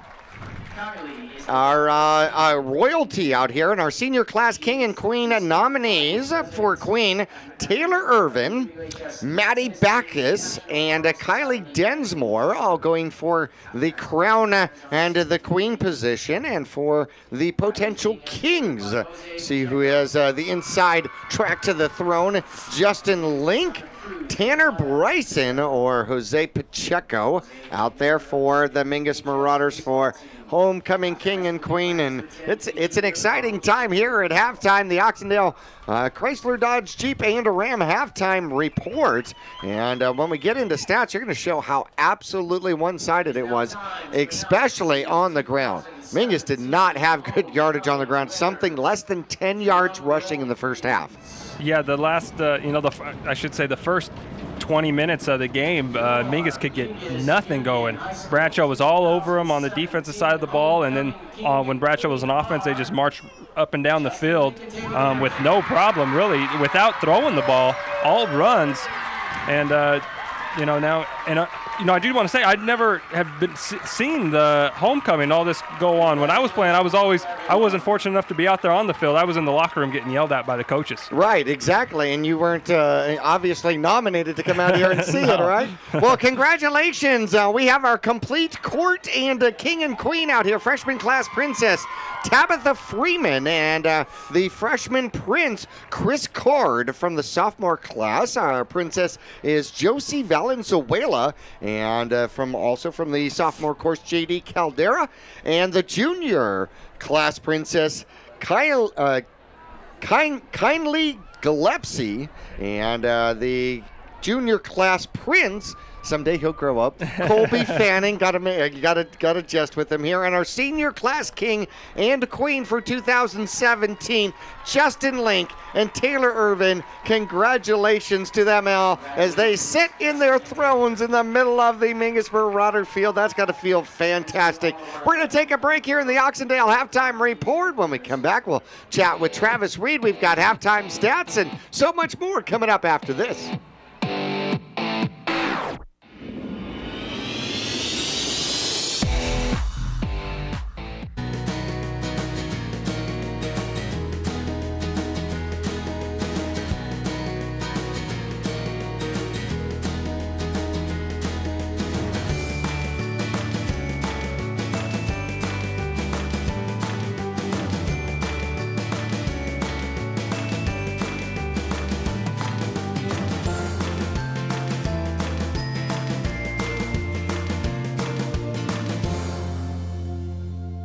Two things we can count on every year. A new set of tax rules and great weather here in northern Arizona. Jackson Hewitt Tax Service, locally owned and operated by Lewis Rice since 1997, is here for you all year long. Your neighborhood Jackson Hewitt Tax Office will help you in all of your taxing situations. Electronic filing is always free with your tax preparation at Jackson Hewitt Tax Service. Get more in return. Call 1-800-234-1040 for an office near you.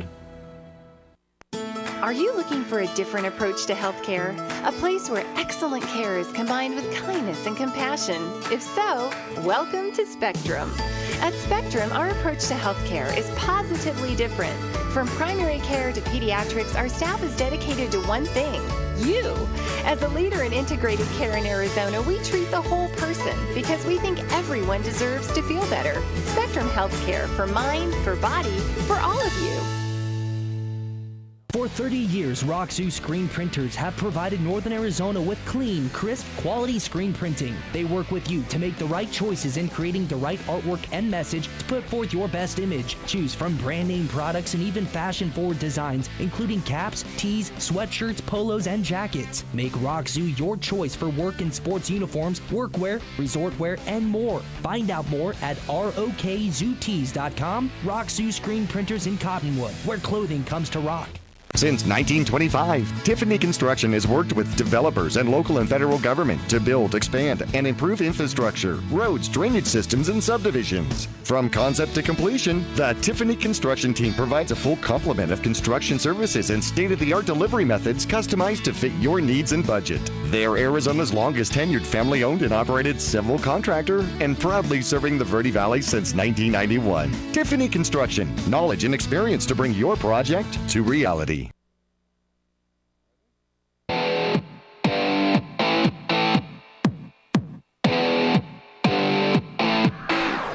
It is homecoming here. The cheerleaders are on the field. We're going to have bands. We've got our king and queen, Justin Lake, Taylor Irvin, our king and queen for 2017. And joining me for this segment of our Oxendale Chrysler Dodge Jeep and Ram halftime report, Travis Reed. How are you, my friend? I'm doing fantastic, and I love how you get that all in one breath. It's almost like you're a TV announcer, maybe a radio host, something like that. You do a great job with that. Well, nobody sees me gasp right before. It's that big breath right before I get going, and if I do it too many times, then I just get dizzy. Right? And then I can't say it right. Doesn't matter, right? It sounded good. Well, sounded good. And this is the Oxendale Chrysler Dodge Jeep Ram halftime show. It is. Here at homecoming at Mingus. What a fantastic evening. Beautiful night. Great night for football. Oh, absolutely. Gorgeous night for football. Mingus finds themselves in a little bit of a hole, 24-8 here at halftime. Had an opportunity right at the end of the game there with 3 seconds on the clock. And oh, my gosh, my heart was pounded. Yeah, and it's not so much whether they scored or whether they didn't score. What that shows you is at the end of the game, or at the end of the half, down by 3 touchdowns, they're still playing football. Oh, yeah. And to run that ball all the way back there and have a chance to go in for the end zone, I think they'll come out strong in the second half for sure. Well, Mingus will definitely make some adjustments here and try to figure out where they're going, and they'll put in a new set of goals here for the second half. And obviously, you do that every time the game changes and you go from one quarter to another. And as I understand it, the same thing is true in your business. You got goals and you got to meet them, right? Yeah, I was just thinking that as you were talking about that. Football is fluid. Every play is fluid. You change on the go. And we're doing the same thing at Oxendale Chrysler Dodge Jeep Ram this month. If you recall, a couple of weeks ago, I was on with you, and we talked about having a record month. We talked about selling a certain number of cars. We talked about the first 47 customers that came in looking for new cars. We're going to get $8,743 off Grand Cherokee, $8,532 off Renegade, $2,000 under invoice on every Ram truck in inventory. Well, guess what? Yeah. We hit that 47th deal Nice. the other day. Nice. And here's the good news. We're going to extend it overtime through Monday. Overtime on $2,000 under invoice. Overtime on $8,763 off any Grand Cherokee in stock. Overtime on any Renegade, $8,437 off. And I'll tell you, those have been our big sellers. Everybody's coming in taking advantage of that. The Jeep Renegade, which is trail rated, the Jeep Grand Cherokee, which is one of the most luxurious four-wheel drive vehicles out there. And you can't say enough about the Ram truck. It's tough, it's rugged, it's the best truck on the market, best resale value. And we are going to go into overtime with it. We're going to extend that out through Monday, and we are going to set another record this month. Sweet. Yes. So fluid. Yep. We're going to keep going. Awesome. We got the same game plan all the way through Monday. I love it. I absolutely love it. Now, the last time we were actually talking about this, we had a lot more R's, though. R. Yeah, yes, right. because it's National Talk Like a Pirate Month, and we still have that for a couple more days. Matter of fact, we had bandanas and eye patches, which I don't have with me now. I think I brought my bandana. I think I made too many guys walk the plank, and I lost mine. I may have to actually put my bandana on and see if it changes, it changes the second half here, because it worked last time, right? I think we need both eyes to finish the second half. Well, actually, if you know my eyesight, I could have four, and it really didn't matter much. Well, you know what? It is still National Talk Like a Pirate Month. There are still lots of great deals going on around here. And again, we're so happy to be able to serve the community and that's what the Oxendale Group is all about. Yes, we help people get into new vehicles. Yes, we make dreams come true with new cars, but we also want to give back to the community. That's why we're part of the Red Dot Club. That's why we give to as many organizations that we do, is because we do live in a small community, and we want our tax dollars going to our children, to our football field, to our baseball field, and that's when at the end of the day, that's what it really comes down to. No doubts about it, and I absolutely love that. Well, here at halftime, it is Homecoming 2017. He's Travis Reed. I'm Jackie Bessler. And the Oxendale Chrysler Dodge Jeep Ram halftime report score finds Mingus in a little bit of a hole, 24-8. Here at halftime for Homecoming. We'll take a break, look at some individual stats after this.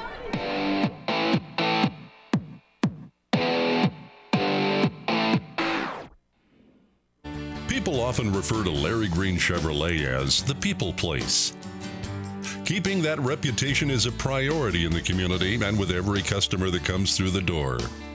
If you're on the market for a new or pre-owned car, truck, van, or SUV, you'll find their selection extensive and their sales team professional and courteous. You can also count on excellent after-sales service. Visit Larry Green Chevrolet on Highway 260 next to Walmart in Cottonwood.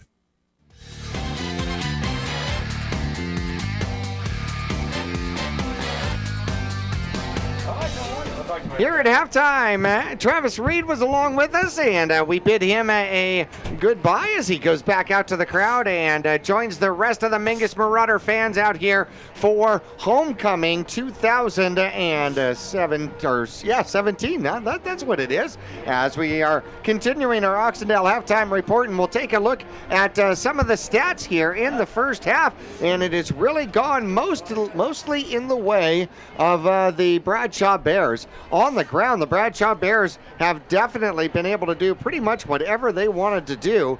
On the ground, 210 yards of rushing in the first half. Absolutely unbelievable. Timmy Young has gotten 7 carries for 30 yards, pardon me.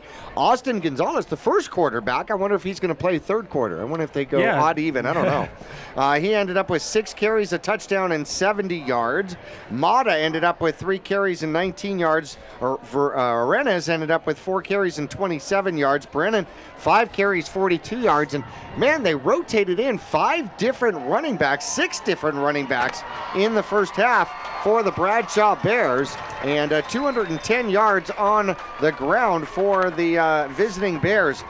For the Mingus Marauders here in the first half, Zabala, he ends up 4 for 9 here in the first half, 37 yards. However, the touchdown coming to Chaz Taylor from Tyler Kelly, who is 1 for 1, 54 yards and a touchdown. How's that for a quarterback rating?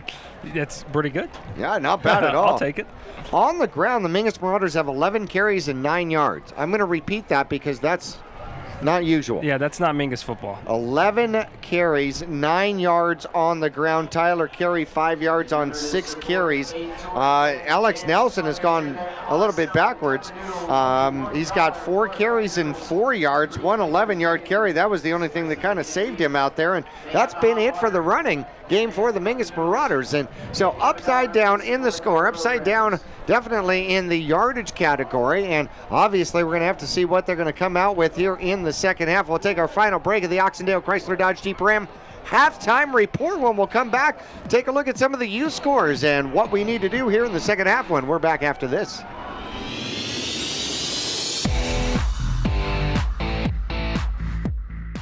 The Q102.9 plays all the hits. Yo, what's going on? This is Drizzy Drake. Ariana Grande. Maroon 5. This is Rihanna. I'm Shawn Mendes. Hey, it's Bruno Mars. Ed Sheeran. What's up, guys? It's Justin Bieber. You're listening to The Weeknd. Start your day with Brian James in the morning. You'll get at least 10 songs in a row during your ride home with Julie Page. Zach Sang Show. Catch the Zach Sang Show weeknights 7 to midnight. And Kelly Fox weekends on your home for hit music. The Q102.9 and 104.9 in Prescott and Cottonwood. Cliff Castle Casino Hotel. The perfect place to eat. The perfect place to party. The perfect place to laugh. The perfect place to bowl. The perfect place to play.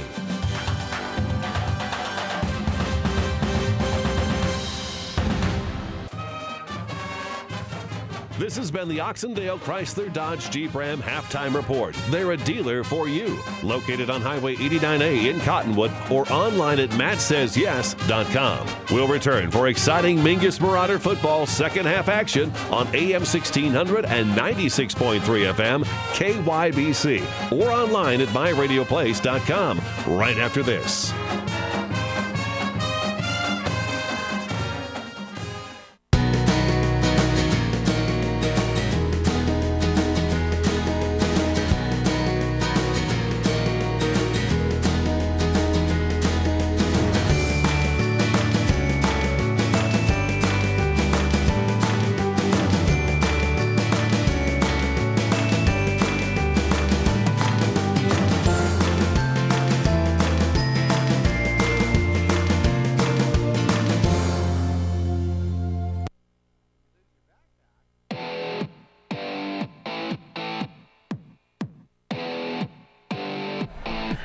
Here for homecoming 2017, the Mingus Marauders trailing by 16, a 2-score game as Marauders are behind 24-8, and lots of other games going on, and taking a look at some of the youth games throughout northern Arizona and high desert youth football. How did we do last weekend? Yeah, so I'll go through some of the scores from last week. In the Mighty Mite division, we had the Lobos over Camp Verde 40-0. Nice win for the Lobos there, and unfortunately for the Mighty Mite Marauders, they lost at Baghdad 24-6. Always tough to make that away trip to Baghdad and be ready to play. The Minors division, Baghdad over the Colts 18-0, and the Cardinals 7-0 over the Bears. Majors division, Lions 54 over Baghdad 6. That was a lopsided one right there. And CMS, the Lobos 33 over Push Ridge, who had 6. Their record is now 2-1, and October 3rd they will face Fountain Hills. That was last week. Let me give you this week's schedule. If you aren't doing anything tomorrow, get out there, support these guys. They really appreciate it. Mighty Mite division, Cottonwood Marauders 4-1 versus the Prescott Valley Bears. Cottonwood Lobos 4-0 at Baghdad. And the Minors division, the Bears will be at Williams, the Cottonwood Cardinals will be at Baghdad, and the Cottonwood Colts will be playing the Prescott Valley Bears. In the Majors division, Lions will be playing the Prescott Valley Bears. Well, Lions also 4-1, only lost to Prescott Valley. And by the way, starting off homecoming week, the Mingus Marauder freshman squad did it right with a 55-0 win over Cortez. And the kickoff is going to drive the Mingus Marauders back for a touchback just barely into the end zone. So Marauders, the freshman squad, went down to Cortez and played a phenomenal game. Best game the freshmen have played, and a 55-0 win to bring their record to 2-3 on the season. And they got that shutout. Most importantly, always nice when you can get that shutout. It's tough to shut out anybody. That gives defense confidence going into the next week. Congratulations, freshmen. Yes, and being a part of that defensive part, shutout. Yes, I like Shout out Goose to you, eggs. Jackie. All right, Mingus Marauders with the ball and hand it off, and going backward are the Marauders on the first play, as it looks like Kelly had the ball, and Taylor was the quarterback out there for the Mingus Marauders, and the handoff was not particularly smooth, and it goes for a -5 yards out there. So Mingus with second and, well, actually we'll call it 14 to pretty much start the second half here. Yeah, and Taylor's still in at quarterback. It looks like that wasn't no trick play.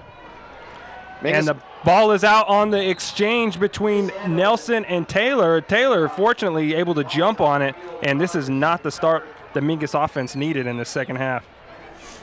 We'll have to check on Zabala and make sure that he is okay out there, and see just to make sure Zabala is all right. He is on the left-hand side. He is dressed, but does not have his helmet out there. So the Mingus Marauders 3rd and 20 now, going backward. And there's the snap and a handoff, and losing the ball, picking it up is Taylor, and he's still on his feet. He's down and then up on his feet and then down again. And Kelly with the ball, and he gets back to about the 8-yard line and loses more yardage out there. So 4th and 19 now for the Mingus Marauders, but an injured player out on the field, and he is down, and help is coming from the Bradshaw sideline. We're going to take a quick little break here with 10:26 left to go. Mingus with a 4th and half of forever coming up after this. Oh, wait, he just popped up. He's okay. He just popped up. Well, he's going to be limping off, but they are going to take him off the field. That is good sign. Good sign. Chaz Taylor's coming back out there for, one thinks, the quarterback position. Yeah, this is, definitely couldn't have started the half worse than this right here. Again, we don't know why there was the quarterback switch. I don't know if maybe to get the offense a little boost with Taylor back there. We know he can run it and throw it. But now Mingus is faced with a 4th and long here, and I don't see them going for it.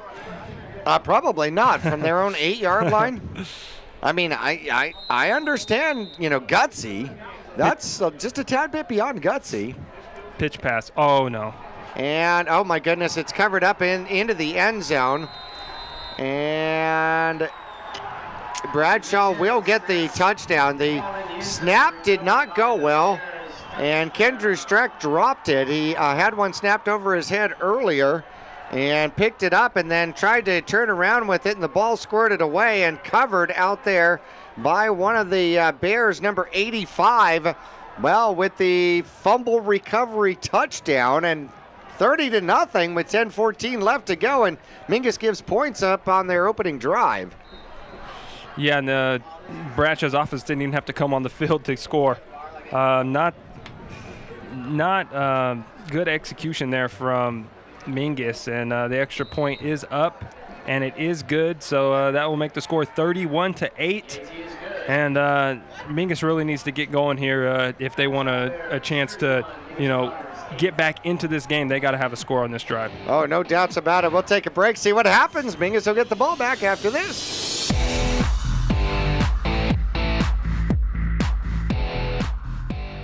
Han Palace offers a wide selection of jewelry, electronics, musical instruments, firearms, and much more. And if you need money for that unforeseen financial burden, Tanner, Natalie, or Rob can get you a loan using your valuable items and collectibles.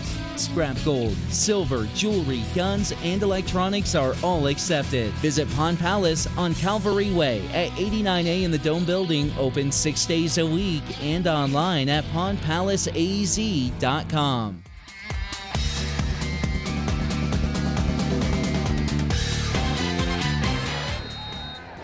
Well, Bradshaw's kicking off again. Feels like the beginning of the third quarter, but it's not. Mingus with the return. This one is returnable and breaking it to the outside. Juking a few people and then cutting back to the inside. Running hard out there with a passion is going to be Nelson. Nelson gets the ball out to about the 35-yard line. Pretty decent field position for Mingus. They're going to mark it at the 36. Yeah, they needed that right there. Put the ball in a good spot for the offense, and like I said, this first series right here is going to be critical. Just pick up that first down, and then go from there. But that first down, getting that first down is key. Get the offense in a groove, and Zabala actually back under center here. He's got Sabota in the backfield here with him, and he's going to throw very quickly out to the near side. A catch, and down the sideline goes Saria with positive yardage of, let's see where they're going to mark it. Wow, that is a very helpful spot. Back to the line of scrimmage. Yeah. Not a lot of room for Saria to work with on the right-hand side. Short side of the field, got the ball, and there were two Bears defenders all over him. Two receivers to the near side, two receivers to the far side out there, and quarterback Zabala takes the snap, throws it downfield, and it is not picked off. He's going to try to sell it, and it's not going to work. Number 33 out there tried really hard to sell it, Huenmeyer. Yeah. But went up for it, couldn't come down with it. But 3rd and 10 for the Mingus Marauders at their own 36. No, he actually landed on his fellow defender, Riley Alexander, number 47, and that kind of knocked the ball out at the very end. If he doesn't land on his defender, it's definitely an interception. So Zabala back out there for the Mingus Marauders. Two receivers to the far side. He's going to throw. He gets it into coverage, and picking it up off of his shoelaces is going to be, is that Taylor? Yep. Yeah, Zabala with a nice, throwing into a nice little window there. Kind of just floated over the hands of the linebackers and fell right into, like you said, Chaz's shoelaces. And another great catch from Chaz. And first down. Got a little momentum here for the offense and see if they can keep it up. Trying to visit Bradshaw's side of the field here, and there's the handoff and good yardage on first down as Tyler Kelly runs the ball hard up to the Bradshaw 45-yard line, 2nd and 5. Yeah, it's not very often that Tyler's best run of the night is for 5 yards. Usually he's able to break a few of them open in the game for 30, 40 yards. Got to give credit to Bradshaw's defense. They're doing a nice job of wrapping them up in the hole and bringing them down. 9 minutes left to go here. Mingus trailing 31-8, and Mingus hands off. And is it a fumble? No, it was just stood up right there at the line of scrimmage, like they knew exactly what the play was. Yeah. Yeah, they were all they sure jumped on Kelly like a fumble, but they read that perfectly. And again, Tyler stopped for no gain. Got Streck to the near side. You've got Taylor to the far side. And they're going to put Nelson to the far wing. Saria out in a slot position near side. Zabala takes the snap, shows handoff, goes to the outside, throws the ball. Had a man, late hit, no flag. Nelson had the ball thrown by him. He was literally turning to like he was going to go and get the ball downfield and got hit. And it's going to bring 4th and 5. And trailing 31-8, I say, you're on their side of the field. What the heck? Yeah, you got to go for it here. I'd be looking for Taylor right here. I like when the Zabala's booting out, getting outside, able to make a play with his feet or his arm. He's looking to throw, and he throws downfield, has a man off of his hands, in and out of the hands of Taylor out there. and that's going to turn the ball over on downs. So Bradshaw get the ball back at their own 45-yard line with a lead 31-8, 8:15 left to go in the third quarter. Yeah, actually going to be the first possession for the Bradshaw offense in the second half. They controlled the time of possession. The first half so far it's been Mingus, but nothing to show for it for Mingus. But a defensive score for the Bears. And, with their offense controlling the game, you don't want to help out their defense any. Two receivers near side, one to the far side. They've run out of this formation an awful lot, and they're going to run out of this formation now. There goes Timmy Young, left side.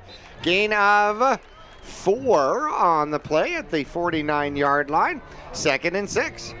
I got a feeling we're going to be seeing a lot of that in this second half, just snapping it to the big man, let him follow his running back into the hole and eat up as much clock as they can. Time is on their side. Yep. So says the song. Yeah. Right? Sing for us, will you, Jackie? No. Oh. Whatever listeners we have left, I do not want to drive them away. Two receivers to the far side. Quarterback's going to keep it straight up the middle. He will get hit and punished this time. A great hit out there by the Mingus Marauders, and getting up with a pat on the top of the head is going to be the nose guard. Steffens, Yeah. getting up with the tackle there. 3rd and short, though. 3 yards on the play, bringing up 3rd and 4. Yeah, Jackie, don't sell yourself short in the voice department. On that 4-hour trip to Mojave, you belted out a couple tunes, and I was impressed. You only say that because you didn't want me to drop you off in the middle of nowhere. Yeah. One back in the backfield out there for Young. And he'll take the snap and throw the ball downfield, and getting by the defense is number 7. Caught from behind by Colby Fanning, takes him down at the 12. And just a little, kind of the tight end dump to Harding out there. And Mingus bites on the play action pass, and they're able to get that tight end just up over the linebacker and downfield for a big gain. Yeah, touchdown saving tackle there from Fanning. Bradshaw kind of lulls the Mingus defense to sleep there. They've been running that dive right up the middle all night, and then do a little play action, and they catch Mingus off guard for the big play. 32 yards on that to the tight end, number 7. And there's a handoff left side. Mingus stops it up, trying to pull it out. Gotta know you gotta be ball hacking at this point. Yeah, Mingus has got to force some turnovers here. They cannot let Bradshaw into the end zone again if they want a chance at winning this game tonight. Mingus Marauder swarming defense gives up 1, 2nd and 9 from the Mingus Marauder 11-yard line. Just joining us, most of the game has been played on half of the field. Whatever side Mingus is on has been where most of the game has been played. Young in there still at quarterback. He'll take the snap. He's going to he's going to hold it himself. Try the left-hand side, over and outside the tackle and down to about the 5-yard line. Now, they can still pick up a first down here, and a short gain would give them 1st and goal from within the 5. It looks like it's going to be 3rd and a long 1, maybe 2. And I'll bet you anything, Jackie, they just follow old Timmy Young right up the hole here. He's going to take them to pay dirt. I mean, they've been running it all night. Mingus can't stop it, really, and why change if you're having success? 215-pound quarterback, and he's going to hold himself and come to the near side. Tries it off tackle to the near side. He's going to get down to the 1. So 1st and goal from the 1, which actually is advantageous for Bradshaw because it allows the clock to run more. Yep, that clock's just ticking away, and it's turning into a long night here for the Mingus Marauders on homecoming. Huey in on the tackle for the Mingus Marauders. They spread it out, and you got to imagine that with positive yards, Timmy Young is just going to run right through the middle of the Marauder defense for the touchdown.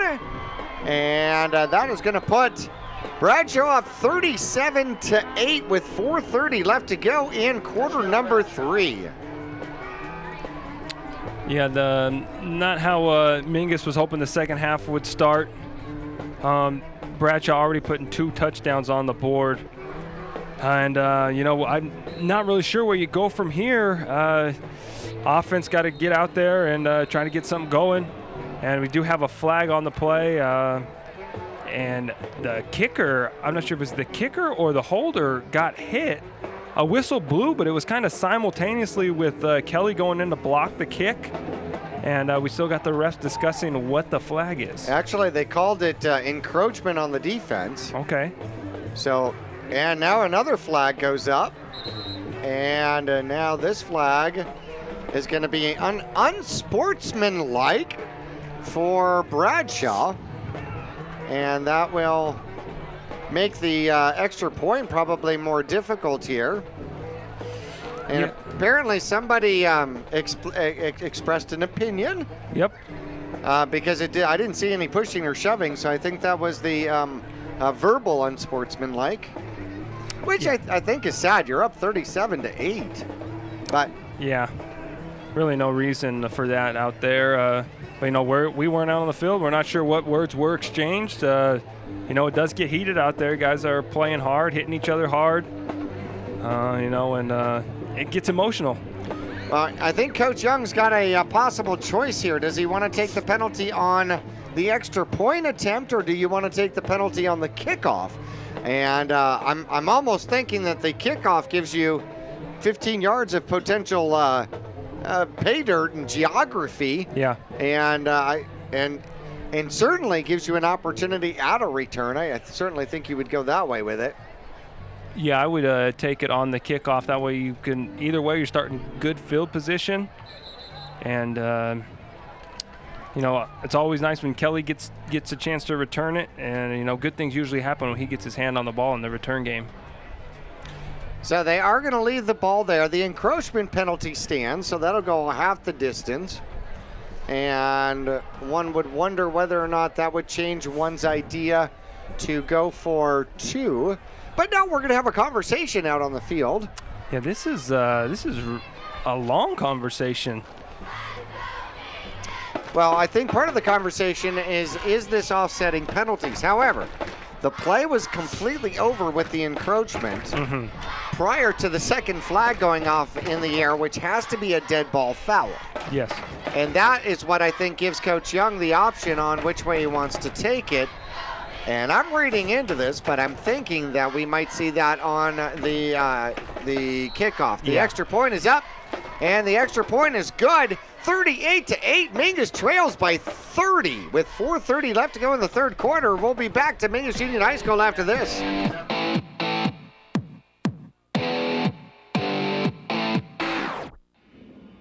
You'll get more miles for your money at Reese's Tire and Automotive Tire Pros.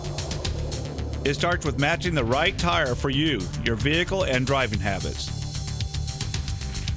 And continues with expert brake, alignment, and warranty services to extend the life and performance of your vehicle. And to serve you better, we now offer King Cobra custom exhaust systems. Find out more about our nationwide warranty at Reese'sTire.com.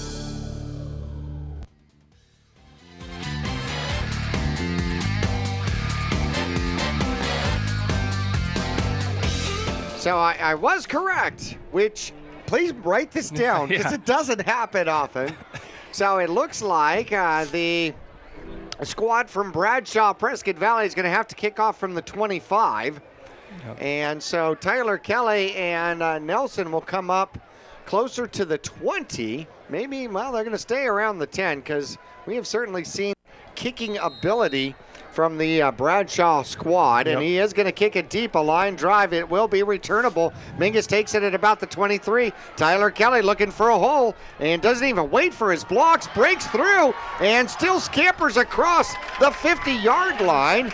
And Bradshaw gives up good field position to Mingus, who starts on the Bradshaw side of the field the first time this game. Wow. That's a stat right there. I had a feeling if Kelly got his hands on the ball right there, he was going to be tough to bring down. He didn't even wait for his blocker. No. He just picked a number and said, I'm going to run through that one, is what he did. Yep. Now, these guys are going to be out here right now playing for pride. You know, you don't want to, especially on your home field, on homecoming night, you don't want to, you know, go down without a fight. 2 receivers either side for Zabala. He takes the snap, flips the ball, throws the ball. He's got Nelson. Nelson for a first down at about the 32-yard line, scampering downfield, filing open field, and Mingus moves the chains quickly. Yeah, I would think Mingus would get into kind of a hurry-up offense here, try and catch the Bears defense off balance. You know, because Mingus, you know, they got to score quick. They got to score. They got to get stops. And, you know, I'm sure we'll be seeing some onside kicks later in this game. Mingus with the handoff. Soria finds a way and weaves his way downfield inside the 30, a gain of 5. Actually, a gain of 4. They're going to mark him down at the 28-yard line. We could use some Mojave spots tonight. Huh? Maybe give us an extra couple yards here and there. Is that an official thing now, the Mojave spots? I probably shouldn't say that. No. No, well. Yeah. Man in motion for the Mingus Marauders. Zabala finds his man downfield. It's Streck. Streck inside. Spun out of bounds here at about the 10-yard line. So Mingus inside the red zone for the second time this game. Zabala throwing across his body, finds an open receiver, and Streck with the stiff arm to the face. And Mingus, it'll be 1st and goal, but just barely inside the 10. Yeah, I like when Zabala does the sprint out action there, and Streck runs a nice route. I would continue to go to that play. Nelson trying to find some room, and that looks like a scrum from a different sport, and unfortunately there was only one red uniform in it, and Nelson gains 3, and it's going to be 2nd and goal from about the 7. Yeah, the only Bradshaw Mountain defensive player not in on that play is the far side cornerback. You know, you had 10 guys on Nelson there. You know, I wouldn't want to be at the bottom of that pile. Most assuredly not. Mingus with the ball at the 7-yard line, 2nd and goal. They're going to hand it off and trying to fight his way through. Not getting any help with blocking, unfortunately. And that's going to be Link with the carry, the homecoming king with the carry. Mr. Vaca, how are you?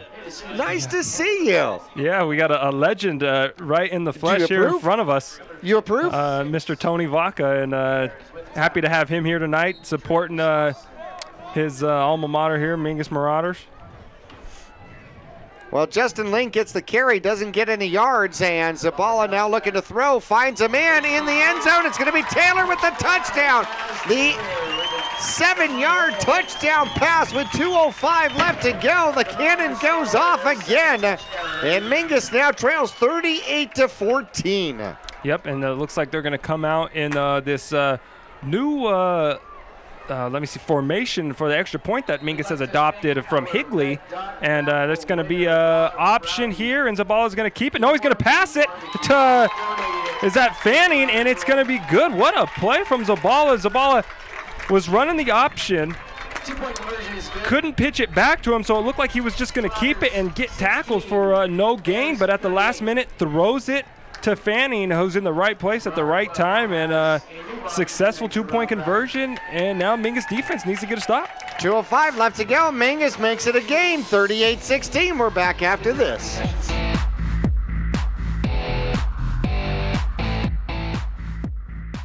Are you looking for a different approach to healthcare? A place where excellent care is combined with kindness and compassion? If so, welcome to Spectrum. At Spectrum, our approach to healthcare is positively different. From primary care to pediatrics, our staff is dedicated to one thing: you. As a leader in integrated care in Arizona, we treat the whole person because we think everyone deserves to feel better. Spectrum Healthcare, for mind, for body, for all of you.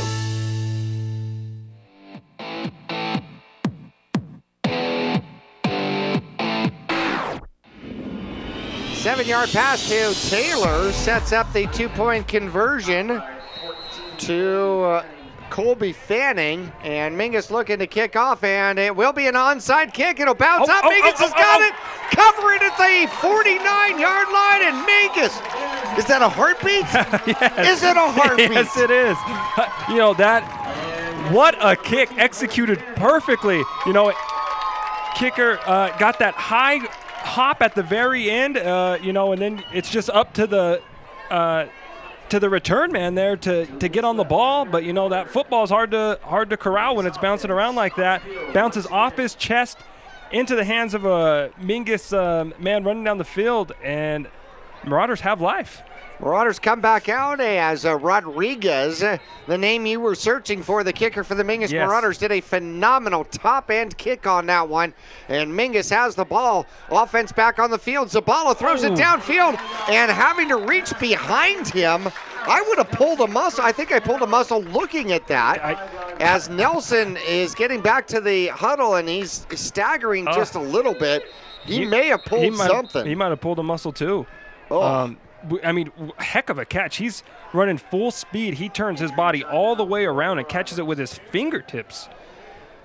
Well, 14 yards on the reception, and it appears as though well, let's see. Do they call timeout, or no? The team's going to stay out there, and they're going to roll the clock here. Colby Fanning comes back out. I thought I had heard timeout available somewhere, but 14 yards out to Nelson.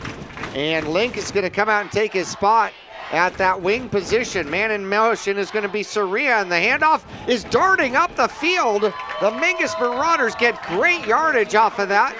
And Colby Fanning running like a madman out there picks up 7.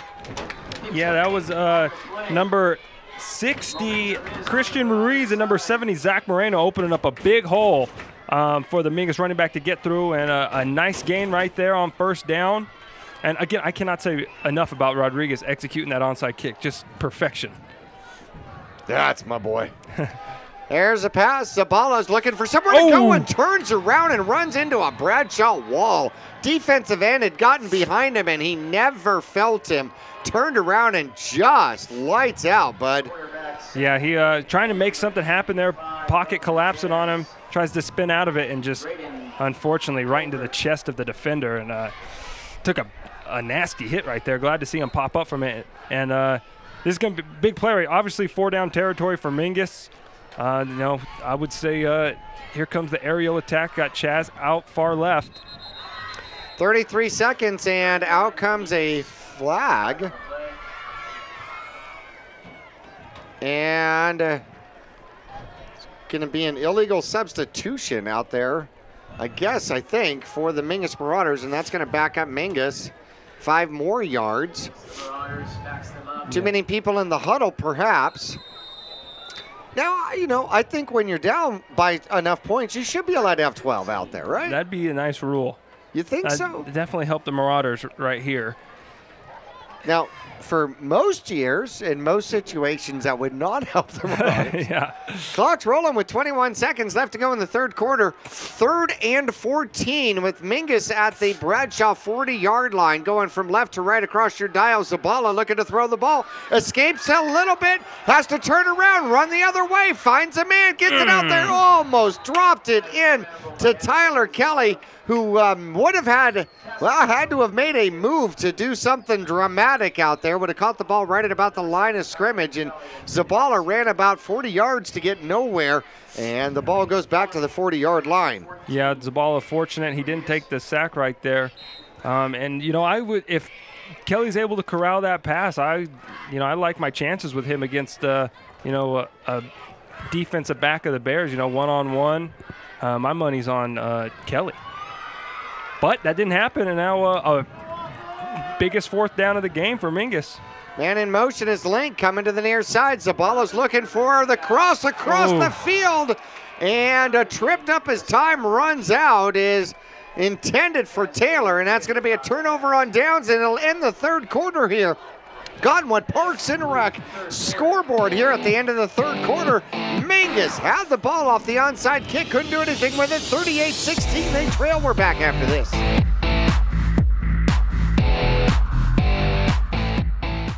People often refer to Larry Green Chevrolet as the people place.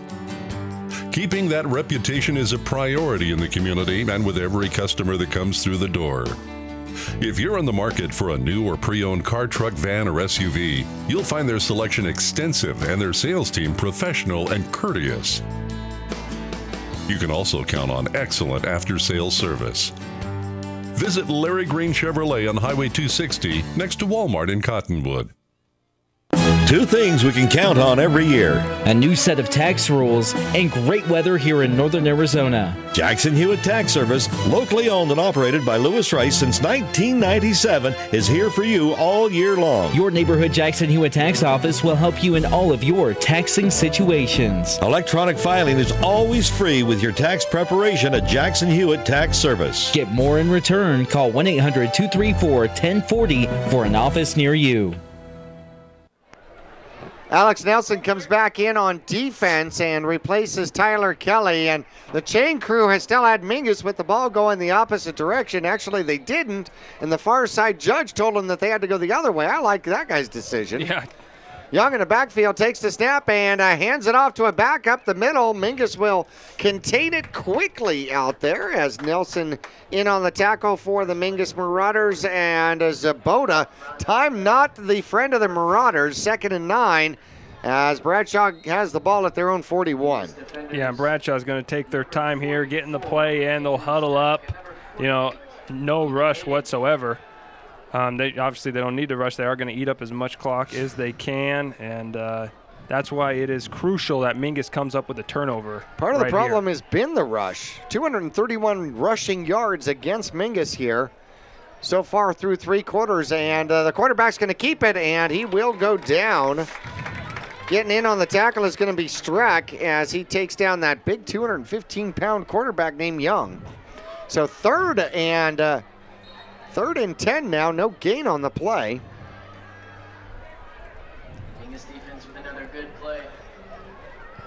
We'll see if they go aerial at this point, because obviously first downs allow you to eat clock more and quicker. Yeah, be interesting to see what the play call is. They got everybody spread out here.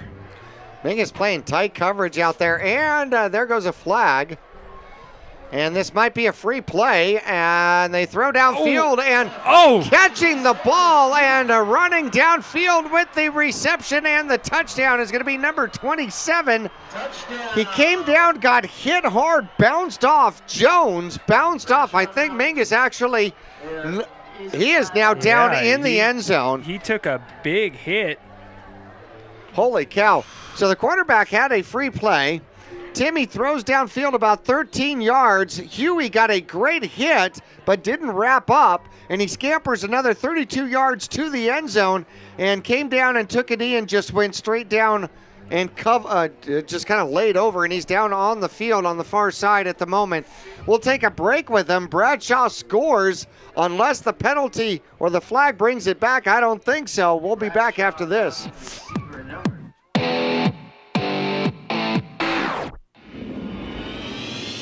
Taylor Waste has been voted the #1 residential garbage service 13 years in a row in Cottonwood and 9 years in a row in Sedona. Why? Because Taylor Waste always offers dependable and efficient garbage service and clean, eco-friendly curbside recycling and positive customer service. Taylor Waste offers a separate recycling container, and our recycling program is clean rather than commingled with garbage. To start service, call your locally owned Taylor Waste, dedicated to providing service tailored to your needs. Extra point on the way. The touchdown stands as the receiver Price got up and walked himself off the field.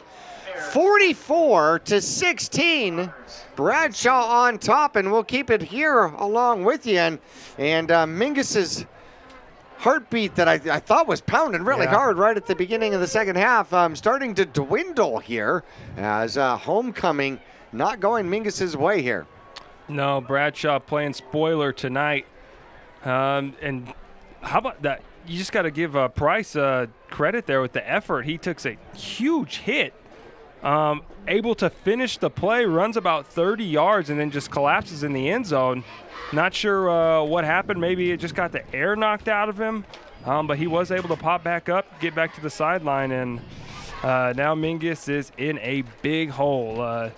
Down 40, is that 49? 45. 45-16 with 10:25 left. Yeah, I have trouble reading numbers over 42. I do. It's just that way. Here's the kickoff, and that one is going to go into the end zone, and Tyler Kelly out there is limping, and that is not a good sign either. And the touchback will give the ball to the Mingus Marauders here at the 20. And he's got a little limp to the giddy up there, doesn't he? Yeah. Wonder if he's going to stay. It looks like he will stay in on offense. And you don't want to see any quitting Mingus here. Hopefully they can get a nice drive together, put the ball in the end zone. Mingus has got 173 yards of total offense here. Needs to unleash some very quickly. Mingus on the ground, near side, off tackle, just past the 20. Give him 2 on the carry. And it's going to be Tyler Carey. No, Soria with the carry, pardon me. 1 yard gain, tackle made by 85. Brayton Tolbert. Soria, a couple of carries in here. Nelson comes back in to join the huddle. 2nd and 9:55 here left to go in the game in the 4th quarter here on homecoming. Almost 11 guys at the line of scrimmage out there. Zabala fighting for his life. He's caught from behind. Yeah, and then all over. Wrestled down to the ground and body slammed. And he'll get back up, and that's going to be a loss of 8. Yeah, the Zabala taking some big hits here late in this game. It looks to be a little bit shaken up from that one. He got hit from about 3 different angles. You see him bent over in the huddle. Hopefully he's okay. You don't want to get him hurt here in the game when the score's kind of getting out of hand. 3rd sack on the game against Zabala. And 27 yards of sack yards against the Mingus Marauders. Tyler Kelly will go up the middle and gain back almost what we lost on the sack. So 4th and 12 from the Mingus Marauder 18. We'll see if they go for it. And Tyler Kelly limping off the field here with his helmet off. I wonder if he's going to get looked at by the medical staff. He's running hard. He's giving out everything he's got out there tonight. And there's the snap and a kick as Chaz Taylor puts the punt up. It is received. Going to the far side, the little speedy one, and bouncing to the outside, contained this time, but he'll run the punt back to about the 27-yard line. The special teams for Bradshaw has been rather good as Jones. That's his 2nd significant punt return of the game. Yeah, they definitely have the upper hand on the special teams tonight. And usually when you win the special teams game and the turnover battle, you're gonna win the game. Inviting people to join me tomorrow. I'm going to be out at Verde River Day and broadcasting with our sister station KKLD. We'll be out there from 9 to noon. Always a family festival situation out there. 2 backs in the backfield, and the 2nd back is looking for a place to go. He'll cut up just outside the tackle and gain about 3. And that'll get the ball inside the Mingus Marauder 25 to the 24, and that's going to be Matta with the ball. Arenas, sorry. Yeah, you never know who's running this ball. They all wear a 20 number. Yeah, no kidding. And they got about 5 of them that they just rotate. It's nice when you're able to do that. Keep the fresh legs. It's tough on the defense. 2 backs in the backfield, and the quarterback's going to give it again, and this one is 26. That's Matta. How about that? There he is. He was going to get it eventually. You see some good sportsmanship out there, guys helping each other up. That's always nice to see. 2 yards on the carry just outside the Mingus Marauder red zone again. 7:24. What did I do? I'm losing 2 minutes. 7:20 left to go on the clock. 3rd and 5. Hey, Harvest to Feed the Hungry comes up, and that'll be on the 11th of October. That is a Wednesday, and it'll be at a Fry's near you in Cottonwood. Prescott Valley, and Flagstaff. All donations collected will stay in the community where collected. Mingus will contain, if they can contain the pile and keep it there. Holy cow, no whistle. Oh, that was definitely a rugby scrum out there. It was. And they were letting them battle. And pickup of a couple yards. That's going to bring up 4th and short for the Bradshaw offense. And I'd like to give a thank you out to the American Legion Post 25 in Cottonwood for team meals and their donation to the new Mingus blocking sled. Thank you, guys. No, that's fantastic. And yeah, they have done all sorts of team meals. I also want to thank Nick's for the team meal here today before our homecoming game. 4th and 2, and Bradshaw set up to go for it with a big lead, and they hand it off, and running it backward is going to be Streck. However, he rolled off the block, and the tackle, and Bradshaw thinks they have the first down with the extra effort out there, and it's going to be close. We'll see if they do. As 69 walks over to take a look at it, they're measuring. Yeah. And we'll see if they're going to actually measure it or if they just said that it was Mingus Marauder ball out there. It's going to be close. Yeah, I would say this is They're changing balls. And yeah, they are going to measure. Okay. They are going to measure. Yeah, it was stuffed in the backfield about a couple yards behind the line of scrimmage, and then just keeps pumping them legs, good extra effort, and rolls off the tackler, and we'll see if he picked up the first down. Grand Canyon region's definitely going to look different. Flagstaff and Mingus were 2-0 coming into play here in the Grand Canyon region, and that is way short. Holy cow, I wonder who asked for the measurement, who was looking at that measurement. That was short by almost a yard. It's probably number 69 for Bradshaw out there eyeing it. They say, hey. That's why he's an offensive lineman. Right. That's why you're an offensive lineman, right? Yep. Oh, my goodness. So Mingus holds on downs, gets the ball back, and we'll get the ball back at the 18.5-yard line. Yeah, 6 minutes, 10 seconds left to play. There's the snap, and Mingus will run as it looks like Tyler Kelly's out there running the ball again. Yeah, that's, excuse me. That's Tyler Kelly. He'll pick up about 3. So he limps off the field and then runs back to the huddle. Yeah, I am surprised to see him out there. But he's a competitor. He wants to go out there, show his team that he's not going to give up on them. And he's continuing to run hard. Man in motion as they've got a breakaway for a moment and just about tearing his head off. Yeah. It's being Alex Nelson. Lots of shots to the head out here tonight as Nelson picks up the first down.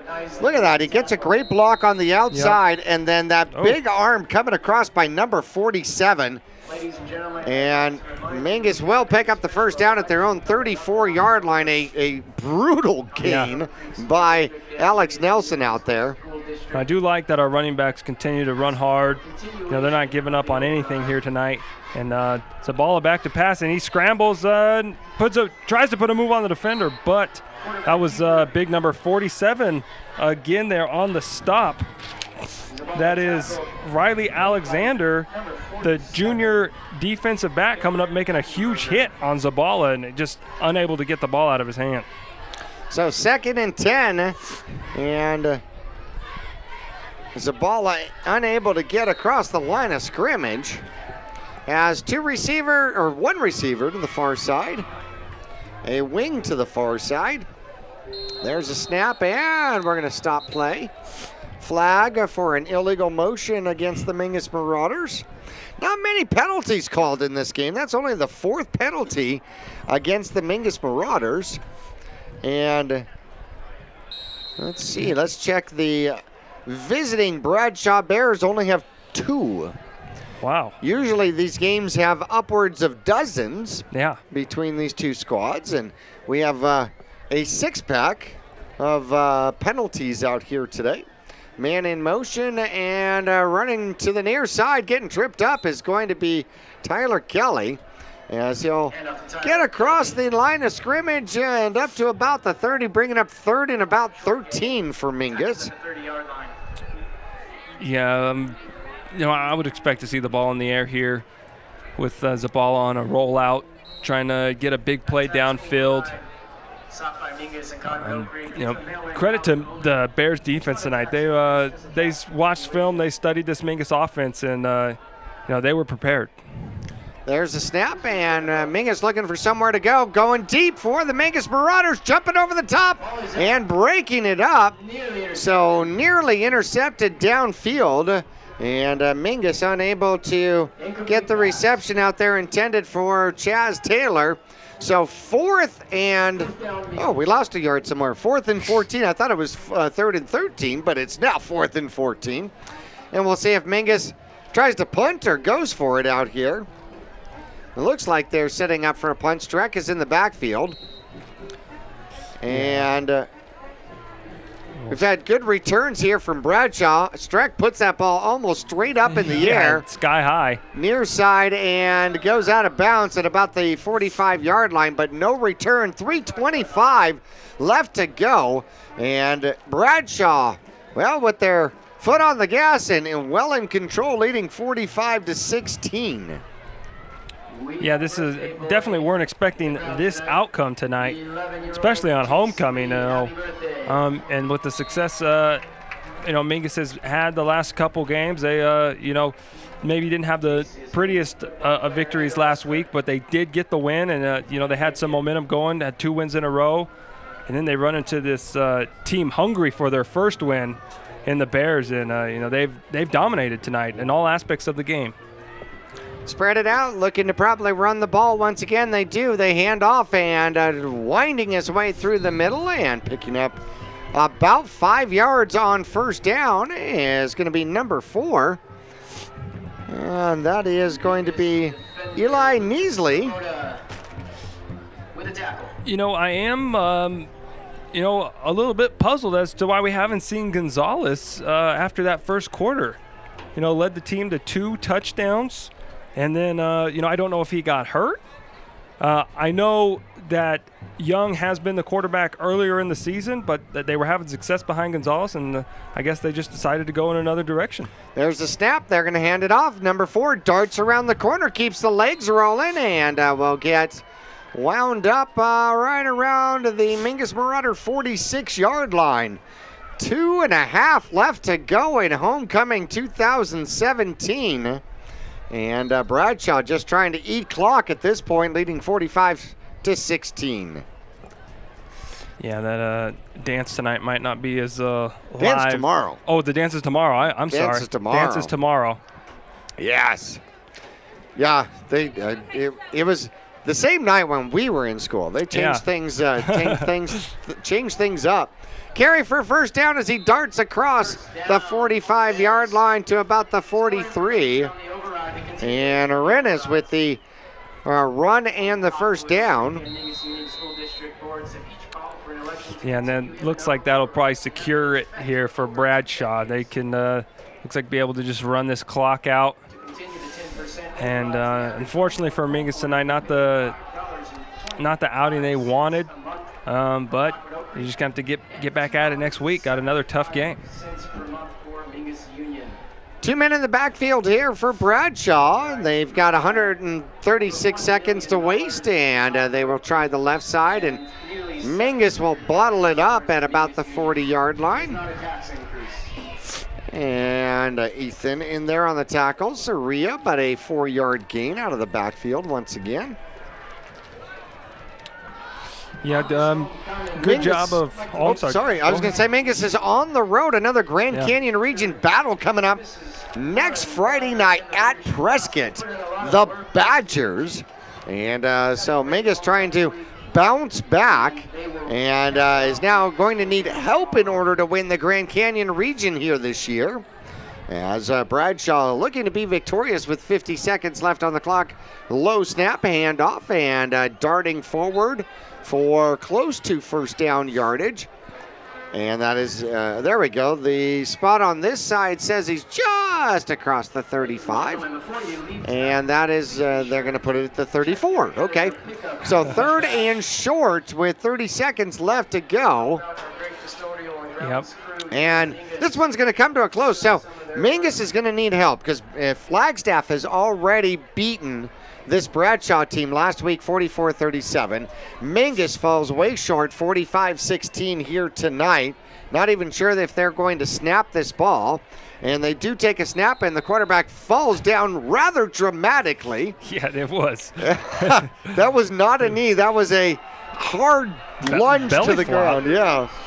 So Bradshaw gets their first win at the expense of the Mingus Marauders. Homecoming 2017, 45-16 is your final. We'll take a look at the scoring drives and final stats when we come back after this. You'll get more miles for your money at Reese's Tire and Automotive Tire Pros. It starts with matching the right tire for you, your vehicle, and driving habits. And continues with expert brake, alignment, and warranty services to extend the life and performance of your vehicle. And to serve you better, we now offer King Cobra custom exhaust systems. Find out more about our nationwide warranty at Reese'sTire.com. If you believe life starts where the blacktop ends, if the power of an engine makes your heart race, don't settle for anything less than Polaris RZR, the ultimate off-road vehicle. With unequaled power, unrivaled suspension, and unmatched agility, all perfectly combined to help you chase down what matters most. Polaris RZR, we fuel your freedom.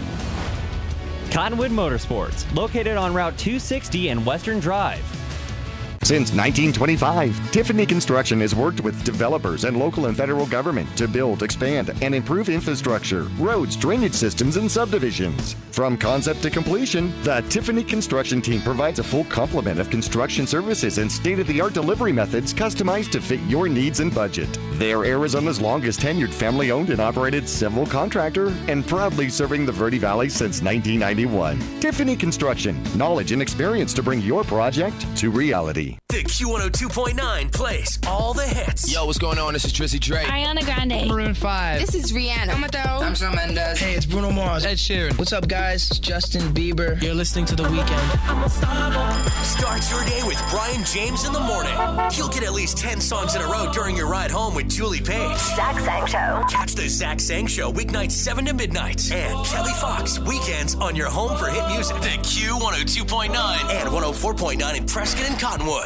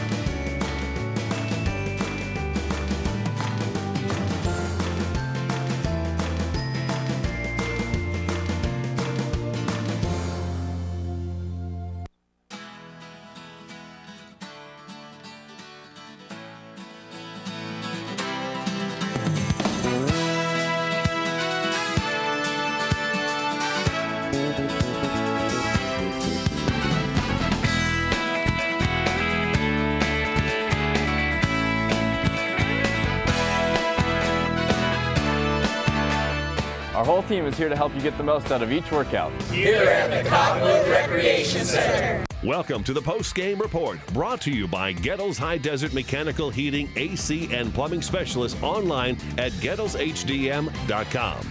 Stick around for the game recap, including Marauder highlights, scores, and stats.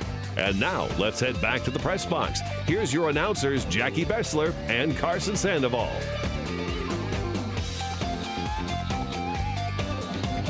Back here at Mingus Union High School and our Gettles High Desert Mechanical AC Heating and Cooling and Plumbing post-game report is underway. Hey, make sure your furnace is ready for the winter. Believe it or not, it is around the corner. We will be into serious football weather very soon, and schedule your tune-up with Gettles. Call them at 567-2200, 567-2200. And homecoming 2017 will certainly be remembered, but not necessarily for the way you won. Mingus ends up not winning here tonight, losing 45-16. And when you lose that big game, man, it takes a lot. And this is part of what I love about football. Is it has very little to do with football, and it has a lot to do with growing up. How do you respond as a young man? Yeah, you're going to face adversity. Sometime during the season, you got to bounce back from it. We still got 4 games left in the season. They're going to be important games. You can't think that the season's over, because you never know what's going to happen in other games. Upsets occur, and then you got a spot opening up for you. So you got to come out there, play your best games these last 4 games of the season, and just hope for the best. It was. You're just not used to seeing that from a Mingus team tonight, and it's just unfortunate that they couldn't get it done here on homecoming, especially against a rival like Bradshaw Mountain, who came into this game 0-5. They were hungry for their first win, but again, you would have liked to seen something a little bit better from Mingus tonight.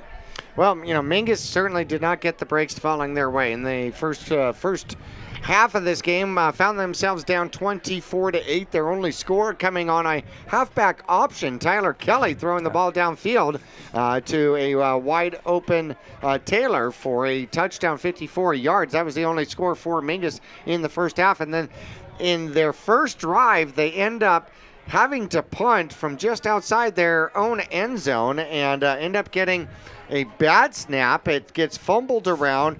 Streck gets hit right at the goal line. The ball bounces away from him, and it is covered in the end zone for the touchdown. And all of a sudden, without ever getting their offense on the field, it was 31-8 here in the second half. They do get the ball back, of course, and at 4:30 left to go, a 2-yard dive by Timmy Young extends the lead for the Bradshaw Bears to 38-8. 2:05 left to go.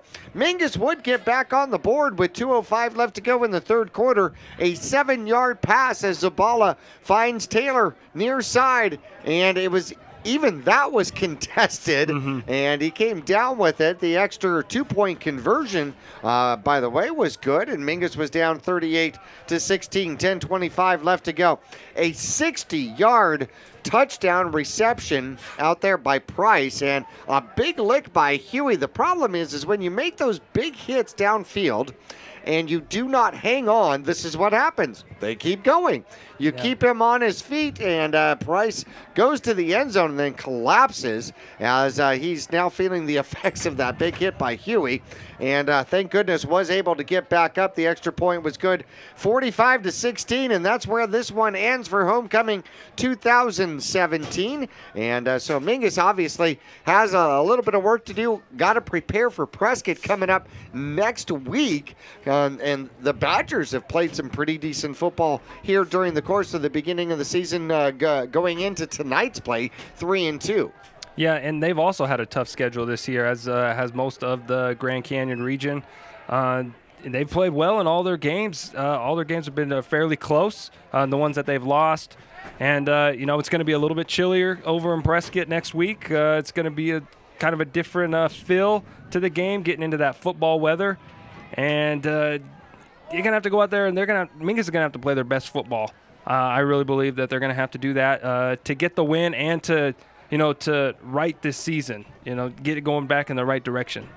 Well, the Mingus Marauders, obviously, we got lots of Grand Canyon region battles left. We got Prescott, we got Flagstaff, then Coconino, and we still have Peoria Sunrise Mountain on the backside of the schedule for the final game of the regular season to go along with it. So a lot of great competition left, and we're glad you're going to be along with us for it. We're going to take a break here in the Ghetto's High Desert Mechanical AC Heating and Plumbing post-game report. When we come back, we'll do a little bit of stats and go through players of the game coming up after this. Pawn Palace offers a wide selection of jewelry, electronics, musical instruments, firearms, and much more. And if you need money for that unforeseen financial burden, Tanner, Natalie, or Rob can get you a loan using your valuable items and collectibles. Scrap gold, silver, jewelry, guns, and electronics are all accepted. Visit Pawn Palace on Calvary Way at 89A in the Dome Building, open 6 days a week, and online at pawnpalaceaz.com. Taylor Waste has been voted the #1 residential garbage service 13 years in a row in Cottonwood and 9 years in a row in Sedona. Why? Because Taylor Waste always offers dependable and efficient garbage service and clean, eco-friendly curbside recycling and positive customer service. Taylor Waste offers a separate recycling container, and our recycling program is clean rather than commingled with garbage. To start service, call your locally owned Taylor Waste, dedicated to providing service tailored to your needs. People often refer to Larry Green Chevrolet as the people place. Keeping that reputation is a priority in the community and with every customer that comes through the door. If you're on the market for a new or pre-owned car, truck, van, or SUV, you'll find their selection extensive and their sales team professional and courteous. You can also count on excellent after-sales service. Visit Larry Green Chevrolet on Highway 260 next to Walmart in Cottonwood. Are you looking for a different approach to healthcare? A place where excellent care is combined with kindness and compassion? If so, welcome to Spectrum. At Spectrum, our approach to healthcare is positively different. From primary care to pediatrics, our staff is dedicated to one thing: you. As a leader in integrated care in Arizona, we treat the whole person because we think everyone deserves to feel better. Spectrum Healthcare, for mind, for body, for all of you. For 30 years, Roxu screen printers have provided Northern Arizona with clean, crisp, quality screen printing. They work with you to make the right choices in creating the right artwork and message to put forth your best image. Choose from brand name products and even fashion-forward designs, including caps, tees, sweatshirts, polos, and jackets. Make Roxu your choice for work and sports uniforms, workwear, resort wear, and more. Find out more at rokzootees.com. Roxu screen printers in Cottonwood, where clothing comes to rock. Starting in the late 1920s, Grandpa Gettle and his brothers laid the groundwork for what would become a family legacy. Almost 100 years and 100 patents later, Gettle's High Desert Mechanical continues to raise the bar of quality heating, cooling, and plumbing products and services in the Verde Valley. Call Gettle's High Desert Mechanical Heating, Air Conditioning, and Plumbing at 567-2200 or online at GettlesHDM.com, providing solutions for your comfort. Don't settle, get Gettles, and go Marauders! Cliff Castle Casino Hotel. The perfect place to eat. The perfect place to party. The perfect place to laugh. The perfect place to bowl. The perfect place to play.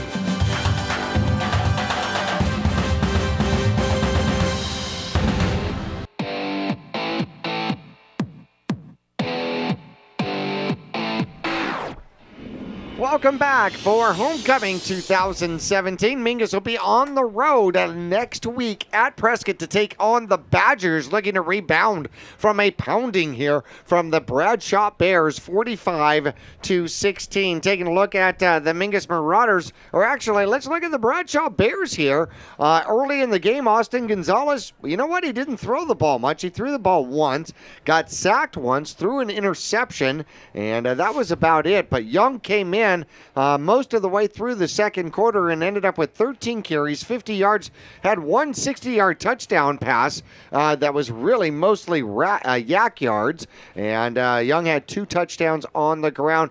Brennan, 8 carries, 53 yards, but boy, they just spread it around across all sorts of different backs out here. Matta had 4 carries for 21 yards. Arenas ended up with 9 carries for 41 yards. Also carrying the ball, a couple of different players out there for the Bradshaw Bears. They had like 5 different backs that they would rotate in, and it was either back quarterback, back quarterback. Yeah. And all they did was run that option. Yeah, they wore down that Mingus defense. It's tough when you're able to just bring in a new running back play after play. And you got the same defensive players out there. They're winded, and you bring in a fresh guy off the sideline for Bradshaw, and, you're just going to have the upper hand every time. Upper hand they definitely had. Antoine Zabala kind of struggled out here tonight, especially out of the pocket. Got sacked 3 times, had 1 touchdown, 1 interception, 9 for 20 in the game, 109 yards. His favorite receiver, everybody's favorite receiver out here, including the 54-yard touchdown halfback option from Kelly to Taylor. 4 receptions, 84 yards, averaging 21 yards a reception, 2 touchdowns here tonight. Target a few more times than that. Mingus had 36 rushing yards, 163 yards in the air, 199 yards total for the Mingus Marauders here tonight, and not the offensive juggernaut that Mingus was looking to put out there. Part of the reason that you had so few yards with 45 points on the board for Bradshaw is the fact that they had phenomenal field position all game long. Yeah, Mingus offense would get backed up in their own territory, have to punt. So Bradshaw starting with the ball at about midfield or closer, it makes it very easy for the offense to get in a rhythm from right there. You get a couple plays going, you're already in field goal range. We know they got a kicker who can boot it. But Mingus wasn't able to stop the run, so they didn't even have to rely on that field goal kicker except for once tonight, and they just pounded into the end zone. Yeah, certainly so. Okay, so players of the game. Actually, I've come up with a couple of things. Offensively, who do you like? I like Chaz tonight. He had our 2 touchdowns, both on the receiving side, and he looked good out there. He wasn't 100% last week. Maybe not quite at 100% yet, but still went out there, played hard, able to put points on the board for Mingus. And I just think we got to keep feeding him the ball, especially going next week in Prescott. I think he's going to be a big part of the offense. All right, so I'm going to go with a special teams player of the game, and I'm going to go with Jesus Rodriguez for that awesome onside kick that Mingus Marauders were able to recover right at about the 48-yard line. Unfortunately, in the third quarter, after they had scored, got the onside kick, unable to march that one down the field, because that could have made that a 2-score game at that, maybe changed the whole momentum of the game. Yeah, executed to perfection. You get the high bounce, and ball's coming down into the receiver's waiting hands, and he gets clocked by some pretty not very happy Mingus Marauders, because they want to get that ball back. They sense a little bit of momentum on their side. And Mingus does get the ball, unfortunately not able to do anything with it. Offense goes backwards, but Rodriguez, you practice that all week in practice, and just does a perfect job of getting the job done, and I like your pick. Well, I'm gonna end it with a defensive player of the game, but I'm gonna mix in special teams. The blocked field goal by Kelly, and Soria picked it up and took it all the way down to the 12-yard line with 3 seconds left to go in the first half, giving their team an opportunity. Also, Valenzuela with another interception here this game, early in the game, but deep in Mingus's own territory, which was a play stopper as he picks off the ball at the Mingus Marauder 10-yard line, at least brings it out to about the 14. That was a huge play, but that with Kelly's blocked field goal and Soria with the run down the left-hand side, almost getting in right there at the end of the first half, which was absolutely phenomenal. Well, we're going to be on the road coming up next week at Prescott. Badgers and Marauders will do battle on the road, and we hope that you will join us out there. We want to thank Joey and Abby, as well as Adam for our filming, our producing crew, John, and, of course, Ryan. And who can forget Lacey back at the stations. Thank you, one and all. We'll look forward to seeing you next week on the road at Prescott.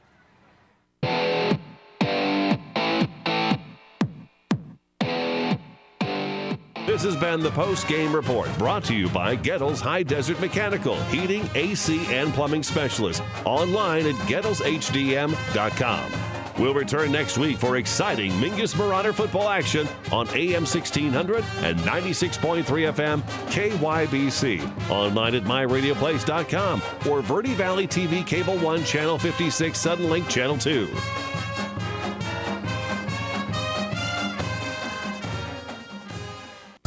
Do you want to make more money? Do you need business solutions at work?